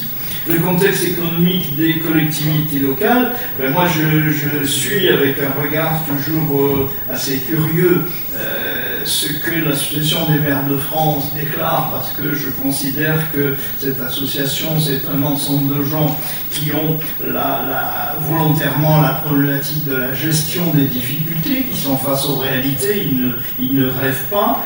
Et effectivement, on observe qu'il y a sur ces collectivités locales le financement de 70% des investissements de la France sont faits par cette instance-là, enfin pas par l'AMF, mais par les adhérents de l'AMF. Les communes, les intercos, etc. Plus d'autres. Donc c'est pas eux qu'il faut tirer la ceinture, mais c'est plutôt à l'exécutif d'État. Que les dotations de l'État étaient légitimes et non une faveur, ça je crois qu'effectivement il faudrait quand même que ce soit entendu. Vous voyez qu'on n'est pas toujours en opposition sur mais là, les termes généraux. Vous écoutez, je me demande si vous ne faites pas partie de la majorité. C'est heureusement qu'ils sont partis, eux, parce que vous aurez traité de traite. Hein. Mais de la veine. On n'a dit pas de mal. On a dit de mal. S'ils ne peuvent pas nous dire grand-chose. Ils font ce qu'ils veulent. Mais que des moyens dédiés au sport et à la culture qui ont été prônés comme quelque chose de partenarial, on aimerait bien que ce soit une réalité. Surtout avec les Jeux Olympiques. Quand on voit les sociétés d'investissement immobilière amenées par les Jeux Olympiques qui demandent des compléments d'investissement aux collectivités locales, je trouve que c'est un peu... Quelle est votre opinion sur les Jeux Olympiques? Vous pensez déjà, j'avais une opinion contre. Nous étions les seuls, la ville de Paris était fière d'avoir été nommée, elle était la seule. Mais moi, j'ai voté personnellement avec mon groupe politique contre ce genre de Jeux Olympiques, tant que l'organisation des Jeux Olympiques est dirigée par des financeurs immobiliers. Je ne vois pas qu'est-ce qu'on peut attendre d'une mascarade sportive qui en fait est un jeu de promotion immobilière. Bon, même s'il y a aussi des retombées qui sont plus ou moins intéressantes, mais quand on fait une piscine olympique en enfermant 2 autres, je ne vois pas quel est le plus pour la population. Quand on fait une moyenne de 675 € la place pour les Jeux Olympiques, je ne sais pas s'il y a beaucoup d'habitants de la Seine-Saint-Denis ou de la Seine-et-Marne qui vont y aller. C'est juste un mois de ce que touche un jeu. Bon, on peut se payer une place avec un mois de travail, c'est pas mal. Oui, mais ça nous est interdit par le maire de prendre une journée pour aller aux Jeux Olympiques. Enfin, on cherche quand même 2500 chauffeurs de bus. Hein. Oui. Maintenant, mais pour la période des Jeux Olympiques, je ne parle pas du personnel de sécurité, parce que je crois qu'ils sont à 18 000 aujourd'hui en recherche, mais tout va se trouver, le Père Noël va arriver. En fait, les communes ne sont pas des succursales des filiales de l'État, ce que parfois on pourrait se demander. La loi de programmation des finances publiques contraint fortement les dépenses de fonctionnement. Je trouve effectivement, certainement comme vous, que la liberté de gestion territoriale est plus qu'entravée à ce niveau-là. Il n'y a plus de liberté. Elle n'était pas très ouverte, mais là, elle est vraiment bien fermée. Il n'y a plus de liberté, moi. Il est bien encadré. Oui, ça c'est plus que du cadre. Hein. Écoutez, je vais vous donner un exemple de non-liberté. Chantal Baudry. Elle est malade. Elle a donné sa dème. Autrefois, quelqu'un d'autre sa dème, on dit c'est bien, c'est triste pour toi, au revoir, on va nommer quelqu'un d'autre. Maintenant, il faut l'autorisation du préfet pour donner sa démission. C'est ce que j'ai écrit au préfet, et si elle était morte. Il faut donner sa démission au préfet, et le préfet a un mois pour vous répondre, et s'il ne vous répond pas, il faut leur envoyer une nouvelle lettre, et là, c'est définitif, vous pouvez démissionner. Monsieur le maire, en dehors du contexte économique dans lequel on se trouve sur la commune, je pense qu'il y a une paranoïa instaurée volontairement pour cadrer des choses que l'on ne sait pas voir. Oui, mais là c'est ridicule, il y a des tas de choses, je vois des tas de têtes sur le plan fiscal. C'est ridicule, la M57, si je ne me trompe pas de numéro, c'est basé sur la défiance que le pouvoir exécutif a sur les strates locales. Donc c'est considéré qu'il y a des choses qui passent à l'as, donc il faut les recouper par ailleurs. Ça prouve quand même un patriarcat sur les élus qui me paraît très important. Mais c'est ridicule. En plus. Donc le contexte local, moi sur CAPVM, je n'ai pas beaucoup d'informations, si ce n'est qu'ils ne doivent pas échapper à l'ensemble des difficultés que nous avons sur la commune. Je ne vois pas comment ils y échapperaient.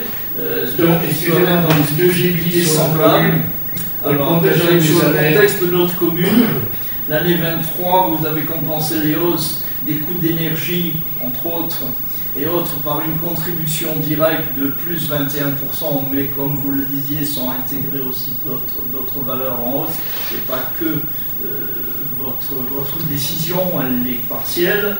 Les recettes exceptionnelles au titre du bouclier tarifaire de 273 000 €, alors c'était pas intégré à la DGF, ça. Non, c'était à part. Donc voilà. Le fonds de péréquation intercommunale. Voilà.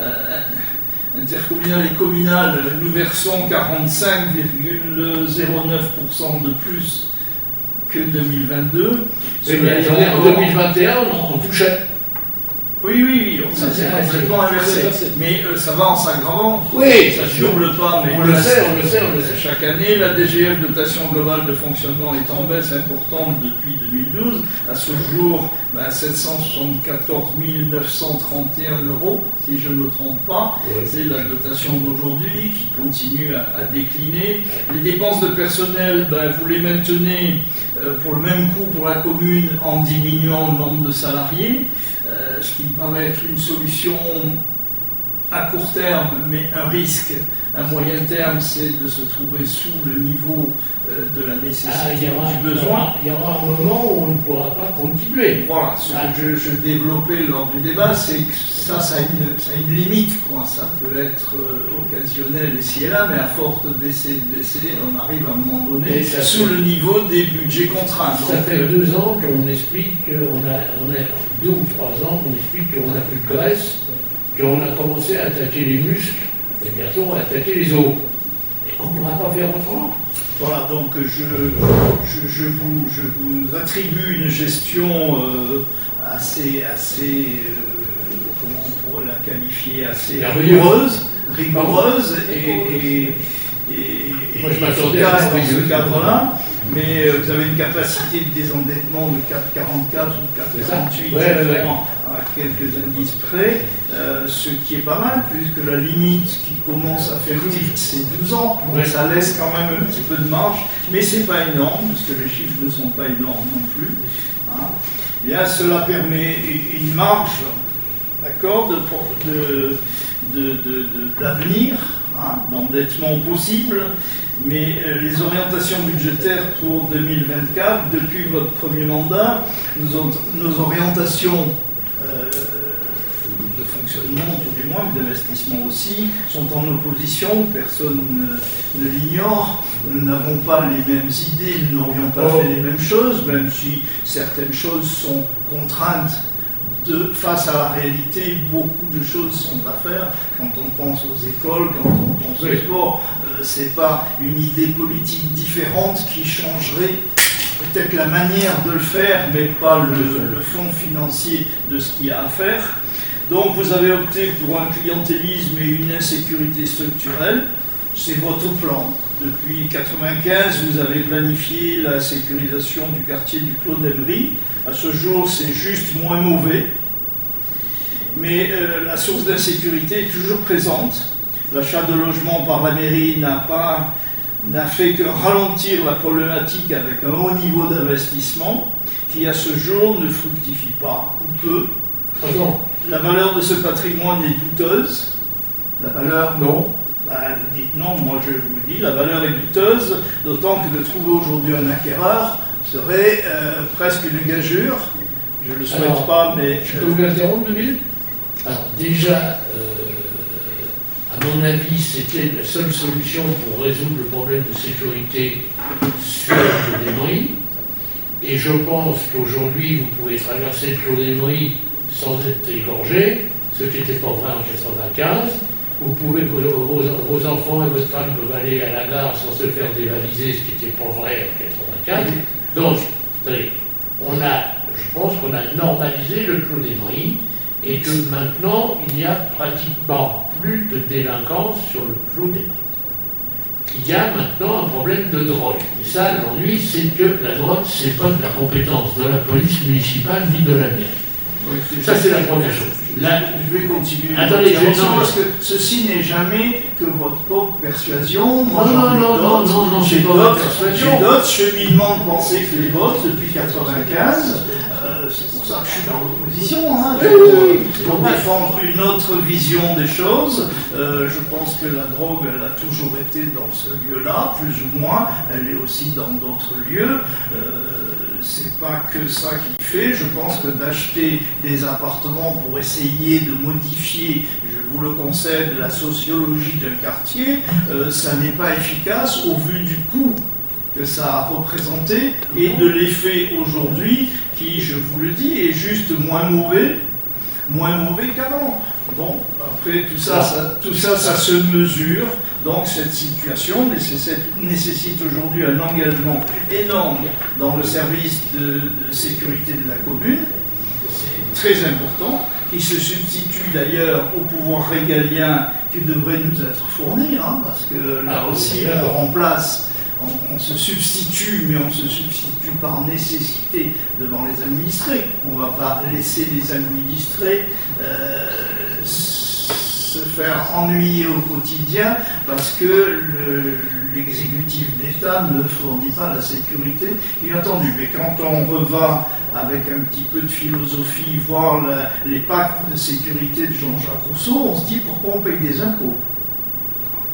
Puisque le premier axe des impôts, c'est la sécurité. Bien d'accord. Donc, pourquoi faut-il continuer à payer des impôts? Alors, je ne suis pas un révolté révolutionnaire, mais je dis qu'à un moment donné, il y a des choses qui devraient s'exprimer et arriver à remonter. Donc, je comprends que certaines mairies, comme Champs l'a été pendant longtemps, puissent dire non, je ne vais pas dans ce secteur-là parce que j'ai beaucoup de...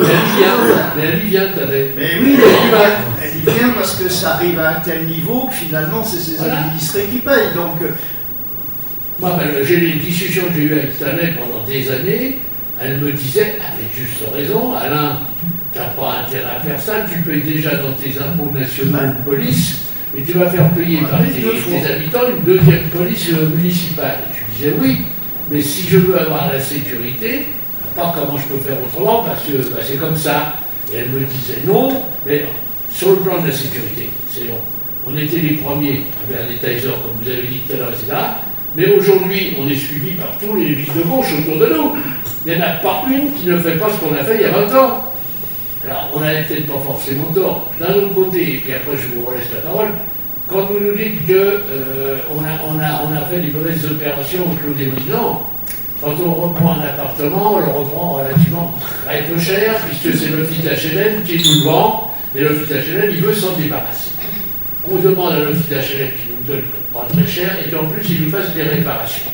Généralement, c'est pas très bien fait, mais ça peut marcher quand même, et puis nous, on passe par-dessus. Et vous avez un poste au compte de résultat de 450 ou 500 000 euros de loyer, payé régulièrement.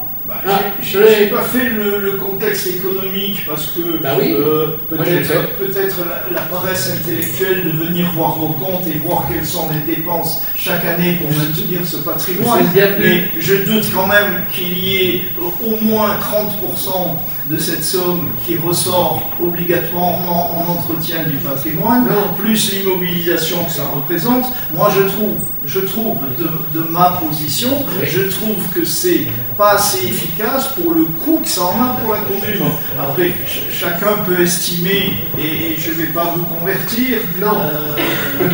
Non, mais vous pourriez, par contre, on pourrait se mettre face à un tableau noir et mettre des chiffres. Alors, on fait dire ce qu'on veut, mais là c'est pas des chiffres nationaux. Je peux vous dire combien on les a achetés, quels sont les coûts annuels, je peux vous dire combien touche le loyer, je peux vous dire après combien ça vaut neuf, parce que ça a pris de la valeur, étant donné que le Clos des Molinans devient de plus en plus calme, ça a pris de la valeur. Alors ça, on peut vérifier. Moi, je peux vous dire à l'envers aussi que s'il n'y avait pas à Émerinville cette zone d'insécurité du Clos d'Emery, on ne serait pas là depuis 95. Non, c'est avant, mais... C'est pas nous qui l'avons fait, c'est les copains d'avant. Que vous soyez responsable ou pas, et vous ne l'êtes pas dans ce cas-là, Oui. le résultat, il est quand même là sur la ville. Oui, Donc il faut le traiter. Mais C'est on le pas traite. parce que mon ancêtre a fait des conneries qu'il faut qu'aujourd'hui je Non, continue. non. Dans le même sens. On le traite. On le traite. Tout simplement, On essaie de ce le traiter. coût aussi, non seulement des charges d'achat, d'entretien, Oui. malgré les recettes, il y a aussi un coût de la sécurité. Oui. Pour cette zone, même s'il faut de la sécurité pour l'ensemble de la ville, aujourd'hui, ça paraît inévitable, je pense qu'il y a un surcoût de services de sécurité qui est dû au fait que ce n'est pas une réussite, vos investissements. Bon. Non, nos investissements, c'est une réussite. Et alors c'est pas pour, vous verrez peut-être pas ça, quoique on est tous les deux, on est relativement costauds, donc on ira jusqu'à 90 ans, mais on verra peut-être le jour où on aura besoin de vendre ces appartements, vous verrez qu'il y aura un retour sur investissement considérable. Je vous donnerai le prix d'achat, puis si on a tout, Je je donnerai le prix souhaite d'achat. pour la ville, je le souhaite pour la ville, mais je ne le crois pas trop. Voilà. Moi, je trouve qu'aujourd'hui, cette non-solution absorbe un budget nettement trop important. Je ne dis pas qu'il faut rien faire. c'est Je votre suis pas opinion. en noir et blanc. Je dis simplement qu'il y a un surcoût dû à cette insécurité dans cette zone-là qui est trop importante pour le budget de la ville. Moi, je vous donne Donc raison. aujourd'hui, Moi, je vous donne vous avez raison. vous-même énoncé que la situation budgétaire était difficile. Nous estimons la situation comme très difficilement faisable.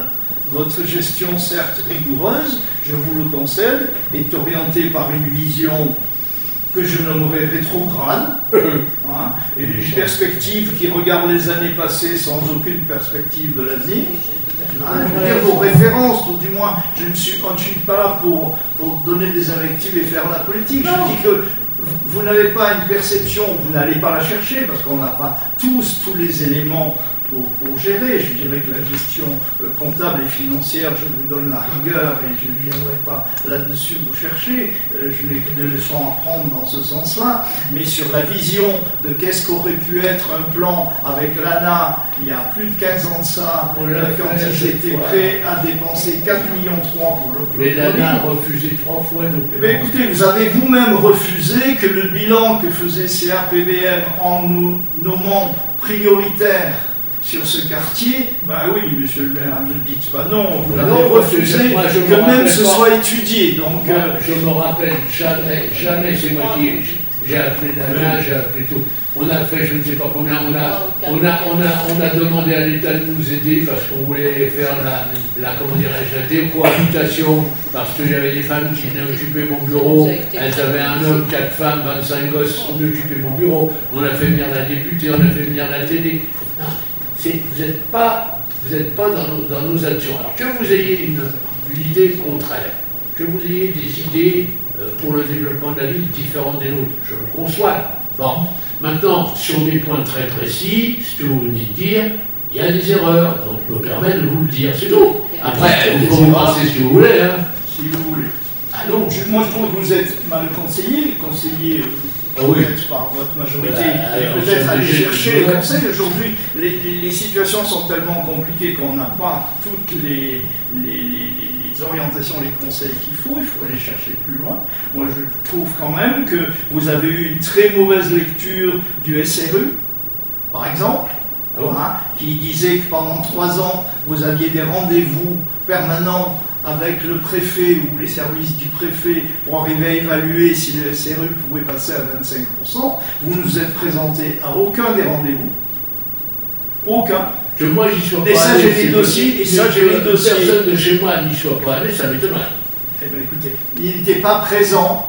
Il n'était pas présent et la situation des Merinville n'a pas été étudiée par le préfet, ce qui fait qu'au bout de 3 ans, devant la carence de rencontres, il a décidé qu'il y aurait une pénalité. Voilà pourquoi on a eu une pénalité. Et vous n'avez arrêté de dire que c'était Madame Duflot qui avait, en tant que ministre, exigé du jour au lendemain que vous passiez de 20 à 25. J'étais en train de me demander à la SRU, C'est de quoi vous parliez. Alors, C'est une très mauvaise interprétation des choses. bien sûr. Je vous le conçois. Bon, alors, vous permettez Après, non, le fait de la taxe d'habitation, c'est vrai que ça n'a pas été annoncé avec grand fracas, ça n'a pas été beaucoup de prévenance, mais certains m'ont amené, mes collègues à la région, qui étaient maires à ce moment-là, m'ont amené des journaux d'orientation financière, des valeurs politiques, ici et là, qui disaient « augmentez vite vos taxes parce qu'elles vont être coincées à ce plafond-là ». Et certains l'ont fait. C'est vrai. Mais vous savez exactement quand est-ce qu'ils ont bloqué la taxe d'habitation à quel niveau? Ils n'ont pas bloqué la taxe d'habitation au niveau où ils ont décidé de la faire disparaître, mais 3 ans avant. Qui c'est qui savait 3 ans avant qu'ils allaient supprimer la taxe d'habitation? Personne.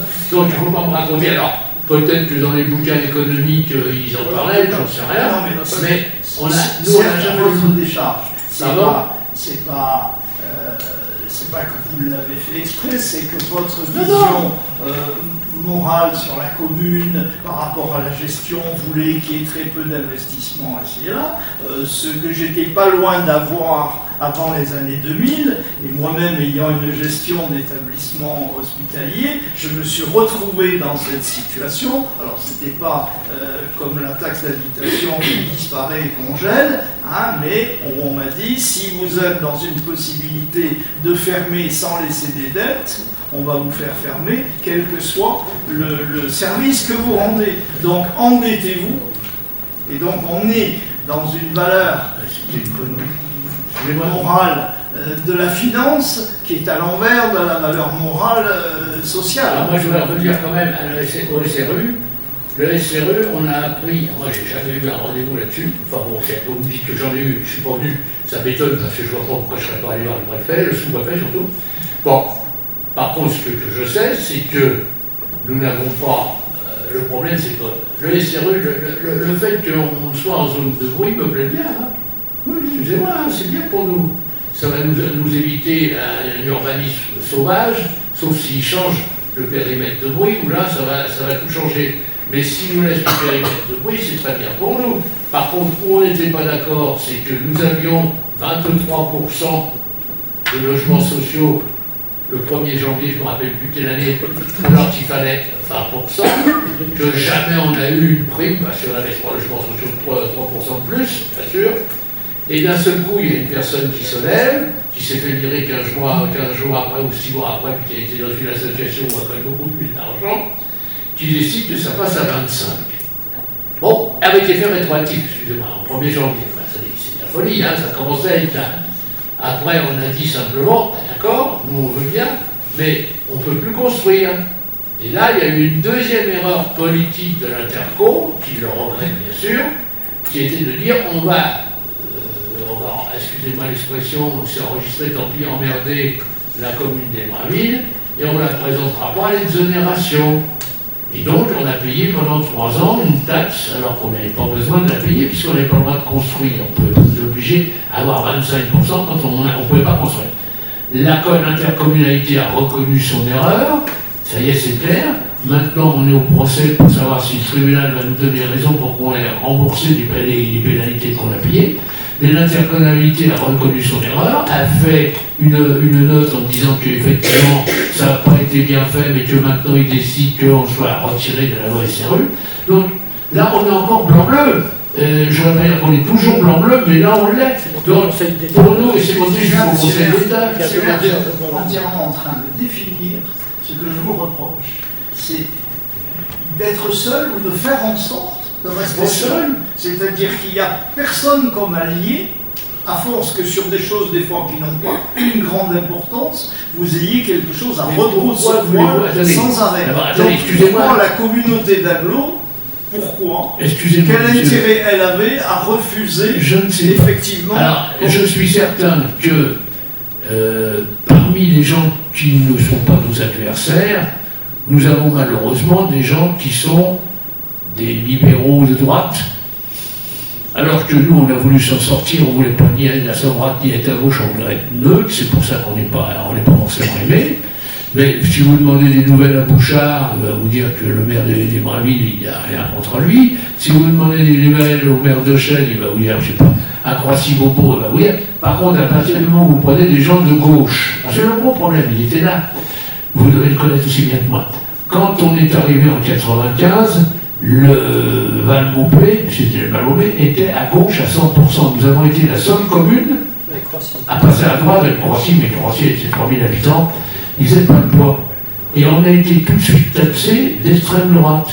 Et j'ai eu des discours des fois où j'étais obligé de me lever et sortir de l'intercommunalité parce que ça donnait des discours équivalents à ceux qu'on écoute à l'Assemblée nationale aujourd'hui, avec les insultes en moins quand même. Donc, on a eu cette réputation. Qui c'est qui s'occupe des logements à l'intercommunalité? C'est monsieur Boudluan. Qu'est-ce qu'il est? Communiste. Qu'est-ce qu'il a fait? Il s'est démerdé pour ne pas que la commune soit présentée par l'interco, parce que je ne sais pas quoi, parce que pour lui, la commune doit avoir autant de logements sociaux qu'à Champ. Et bien ça, je suis désolé, nous ne le voulons pas. Point, c'est clair? D'abord, on n'avait pas... Et il a tout bloqué, et c'est lui qui a tout bloqué. Et on sait... Alors, me dire que j'ai des ennemis, pas d'accord. Et là, attendez, je termine. Et quand je tombe sur un président, alors les présidents précédents, ils étaient pas bons, ils étaient politisés. Là, on a un très bon président qui n'est pas politisé. Enfin, il est gauche, ça c'est son droit, mais il n'est pas politisé dans sa gestion. Il n'y a pas plus de copains que moi et lui.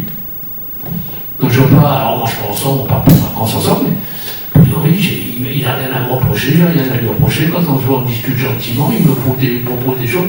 Le fait de Kélior, le petit mouton noir, c'est fini, hein, il y a longtemps, ça. Hein. Bon, c'était à l'époque où la gauche dominait le monde intellectuel, ce qu'elle continue à faire malheureusement.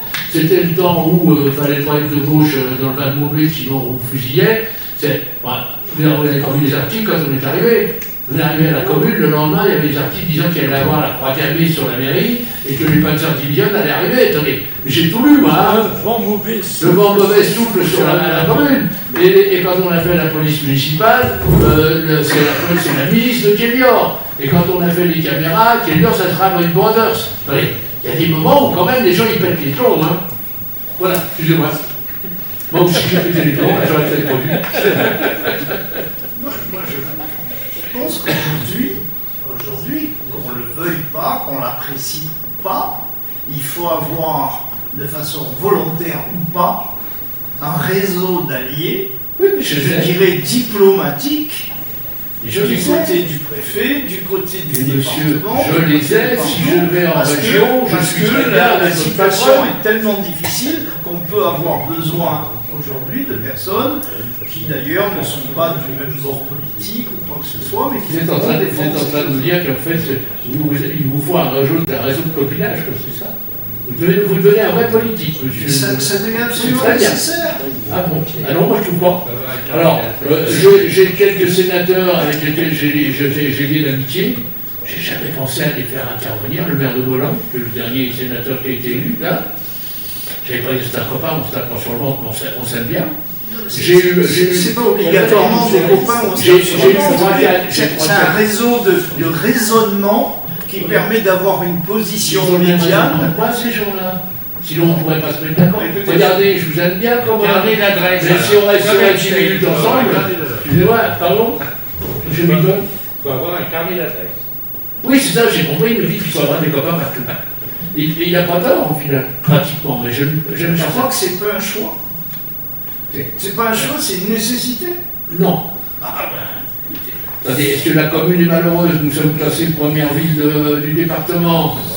Nous supportons, nous avons tous les investissements qu'on veut. Parce que, moi, je veux bien. Le préfet, il nous met quand même 63 logements. Attendez, c'est pas sûr d'abord. Je vais terminer, monsieur le maire, parce que je ne vais pas vous convaincre de toute façon. Hein, donc, c'est pas la peine. Donc, le préfet, moi je prends ça aussi pour une attaque du préfet quand même, dans le milieu de la commune, de venir comme ça mettre 63 logements dans une zone possible, hein, il ne faut pas s'en étonner, la zone était possiblement constructible, ils mettent 63 logements. Moi je veux dire, il y a quelque chose qu'il a ou pas compris ou qu'on a mal exprimé, il fait qu'il vient attaquer la commune, parce qu'il cherche par tous les moyens, il y a 700 000 personnes à loger en Île-de-France. Dès qu'il y a un endroit qui est affaibli ou qui n'est pas assez défendu, eh ben, il se retrouve avec bon, alors vous inquiétez pas, ça sera suffisamment défendu. Ceci étant dit, je ne comprends pas. Vous n'allez quand même pas me dire que c'est parce que personne ne m'aime que le préfet me met 63 logements à Émraville en fonction du ZRIF E. Alors là, je ne comprends plus rien, moi, avec ce que vous dites. Alors, c'est ce que je vous dis, monsieur le bah maire. oui, c'est bien ce que je regrette. Alors, je vais vous dire, monsieur le préfet ne met pas 63 logements, mais il va en mettre davantage et beaucoup plus dans toutes les communes. Et là, il a un terrain, c'est comme ça, il a un terrain qui est un privé, le privé il l'a vendu, pas encore, à l'office d'HLM, et le préfet n'a rien à voir là-dedans. Le préfet, il suit un SDRIF E. Le SDRIF E lui dit, il faut construire 17% de logements de plus sur les communes. Point. Qu'est-ce que vous allez me chercher avec mes amis ou pas mes amis? Pensez qu'en connaissant le sénateur, il va changer quelque chose? Mais non, soyons sérieux. Vos amis politiques, donc pratiquement 80% de l'Inferco, à Parcelles, ils sont comme moi.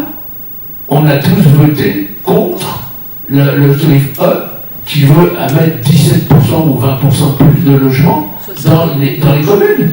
Et le dernier article que j'ai lu là-dessus, ceux qui étaient visés particulièrement, c'était Champs et puis Noisy-Grand-Champ. Bon. C'est une aberration, mais ça n'a rien à voir avec comment dirais-je, la qualification du maire, ni son manière de raisonner, et en plus, quand on dit le maire, excusez-moi, monsieur, moi je ne me considère pas comme le Dieu vivant, c'est pas moi qui fais tout. On est qui avec moi? J'ai des rendez-vous toutes les semaines avec mon bureau municipal pour prendre des décisions sans qu'ils soient au courant. Vous savez, Kélior, le dieu, Attila plutôt, Attila, c'est fini ça fait longtemps. Demandez-leur, ils travaillent avec moi, il n'y en a pas un qui est mécontent de cette situation. J'ai été auteur de ce genre de qualificatif, Pardon? donc épargnez-moi. Pour Attila? Moi je dis tout simplement, comment? Je dis, vous ne m'avez jamais traité d'Attila, c'est vrai. Vous ne m'avez jamais traité d'Attila, c'est vrai. Ouais. Bon, c'est bien. Hein. Pourquoi?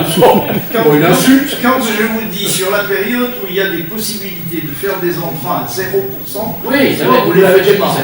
Qu'est-ce que vous me répondez? Moi, je vous réponds qu'on n'en a pas besoin. Les bras montants, il n'y a pas de besoin, Émorville. Oui. Pourquoi je fais des emprunts, il n'y a pas de besoin? Oui. Parce que les emprunts 0%, ça n'existe pas. Oui. Les emprunts 0%, ça n'existe pas. Mais il n'y a aucun maire qui dit j'ai plus de besoin. Chacun fait comme il veut. Exactement. Moi, je vous dis qu'on n'a plus besoin. Alors, moi, je vous dis ce que je regrette que vous n'ayez pas fait. Vous voulez une piscine, on en a une. Vous voulez un stade, on en a un. Vous voulez deux Chivas, on en a un. Vous voulez une salle de sport, deux. Vous voulez une salle de sport, on en a. Vous voulez des city-stades, on en a. Attendez, moi je veux bien prendre de l'argent et faire des... Qu'est-ce qu'on peut faire en plus? En attendant... Excusez-moi, mais non, mais je ne dis pas en attendant. En attendant, monsieur le maire, avec le fait de la taxe d'habitation qui a été coincée, sans votre volonté bien évidemment, à un si bas niveau, nous n'avons plus aucune marge. Et je trouve qu'aujourd'hui, je ne suis pas sûr qu'avec en plus l'affaire Pilote qui va trouver son dénouement dans l'année 2024, nous n'ayons pas des graves problèmes. Monsieur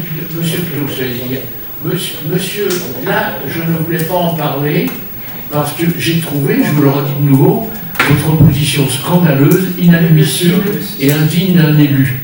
Je l'ai déjà écrit, que des élus verts, il y a vous, il y a M. Robinet, il y a M. Fèvre et puis il y en a un quatrième, qui ont envoyé leur carte d'identité à Pilos pour lui dire tout c'est de la faute de la main du maire, on est d'accord avec vous, c'est jouer contre la commune, c'est totalement inadmissible, inimaginable, inadmissible. Je ne sais pas ce qui vous a pris, et ça, je pense pour moi que vous avez été en dessous de tout, parce que votre rôle à vous, c'était de dire le maire s'est trompé, le maire a fait des erreurs, peu importe. Mais on va essayer de défendre la commune, pour que la commune ne paye pas. Vous avez l'air de vous réjouir quand vous écrivez des sottises du style ça va nous coûter 4 millions, 7 millions, 10 milliards. Bon, c'est n'importe quoi en plus, mais je trouve que votre démarche, monsieur le je ne vous reprocherai, compte rendu des tribunaux. Monsieur, je vous reprocherai toute ma vie et toute la vie de tous les élus. Vous vous en foutez, je veux bien. Et je dénoncerai vis-à-vis de la population aux prochaines élections parce que j'ai trouvé scandaleux, c'est tout. Alors, ceux-là qui en faisaient partie, puisque Quignon était adjoint au maire de l'urbanisme. Excusez-moi, celui-là, il était maire de l'urbanisme. Et puis Courtois, c'est le gars qui s'est occupé du transport. Eux, au moins, ils ont eu la délicatesse d'écraser. Je trouve que c'est scandaleux déjà. Ils auraient dû nous aider, mais alors vous mettre contre nous, alors là j'ai trouvé ça scandaleux. Et je le dirai à vos éditeurs, ne vous inquiétez pas. Oui, monsieur Pironi, vous voulez dire quelque chose? Donc moi je trouve s'il y a quelque chose à dire, c'est que si monsieur Hulot a quelque chose à dire à monsieur le maire, vous prenez rendez-vous, vous vous mettez d'accord, mais c'est pas toujours dans des réunions comme ça où vous dévalez, où il faut à chaque fois expliquer, expliquer. Voilà. C'est vrai qu'on en a déjà souvent parlé, mais bon. Moi, j'ai rien à expliquer. C'est un débat d'orientation. Je donne mon mode de pensée par rapport aux divergences avec monsieur le maire que j'ai depuis 18 ans et je m'affronte là-dedans dans un débat démocratique et cohérent d'élu. Si ça ne fait pas. Laissez parler monsieur Hulot. Allez, c'est la même chose. Donc moi, je ne vois pas comment on va arriver jusqu'au bout. Qu'est-ce que vous appelez le bout? Ce mandat, la fin de votre mandat. Oh, si, facile. Gestion facile, voilà. monsieur. On verra bien. Moi, je prends les pareils. Moi, je dis que c'est tendu sur tous les secteurs. Oui, mais c'est pas de la faute. Mais que ce soit de la faute ou pas, le résultat il sera le même. Je ne dis pas obligatoirement le blocage de la taxe d'habitation, c'est pas de votre faute. C'est un manque de prévision. Voilà, certains j'avais été voir Miroscan, mais elle m'a pas prévu. Je suis désolé. Moi, j'avais pourtant des visionnaires. Et alors, je vous donnerai mon texte. Vous le mettez à l'entendu. Mais j'ai terminé sur la mise en alerte dans une situation qui est très encore une fois, on va terminer. Je pense qu'on va terminer. La seule chose que je vous reproche, ce ne sont pas vos opinions, c'est normal. Ce n'est pas vos analyses qui me surprennent, mais c'est encore normal, c'est vos analyses, on est habitué. C'est le fait que vous ayez pris parti contre la mairie pour essayer de faire condamner la ville au maximum. Et ça, je trouve ça inadmissible et indigne. C'est tout. Pour le reste, vous pouvez penser ce que vous voulez, c'est le droit d'une opposition. Vous êtes d'accord avec nous, vous n'êtes pas d'accord avec nous, vous nous reprochez des trucs pour lesquels on n'est pour rien. Mais c'est pas idiot. Moi, je peux vous faire une démonstration quand vous voulez de choses très simples, par exemple la rentabilité du Clos des Moïse pour vous montrer, mais encore quand il faut que vous me le demandiez, si vous me le demandez, je le fais. Par contre, c'est une trace indélébile d'avoir pris contact avec Pilos pour contrebalancer la mairie et après écrire il aurait condamné à 4 milliards ou à 3 milliards. Je trouve ça ignoble. Voilà. Oui, moi je voulais dire, puisqu'on va certainement passer à la prise en compte du débat qui a eu lieu. Moi, la seule chose, c'est que, je voudrais remercier M. Boussange parce que c'est son premier exercice qu'il arrête avec nous.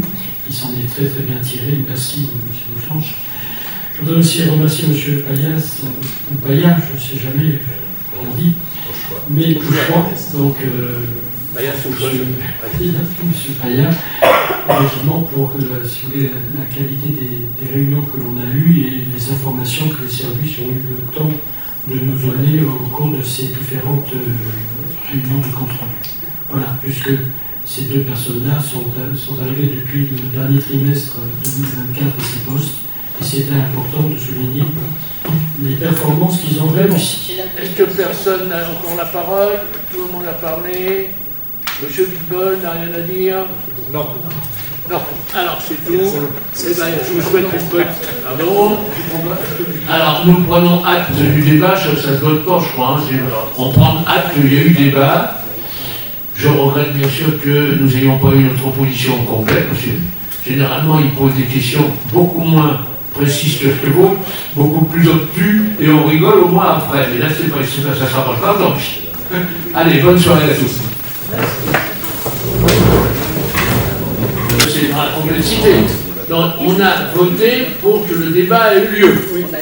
On l'a voté, on a dit que ça y ait eu lieu. Qu'est-ce qu'on doit faire encore? Alors, il faut qu'on vote le rapport. Pas de problème, unanimité. C'est bon. Allez.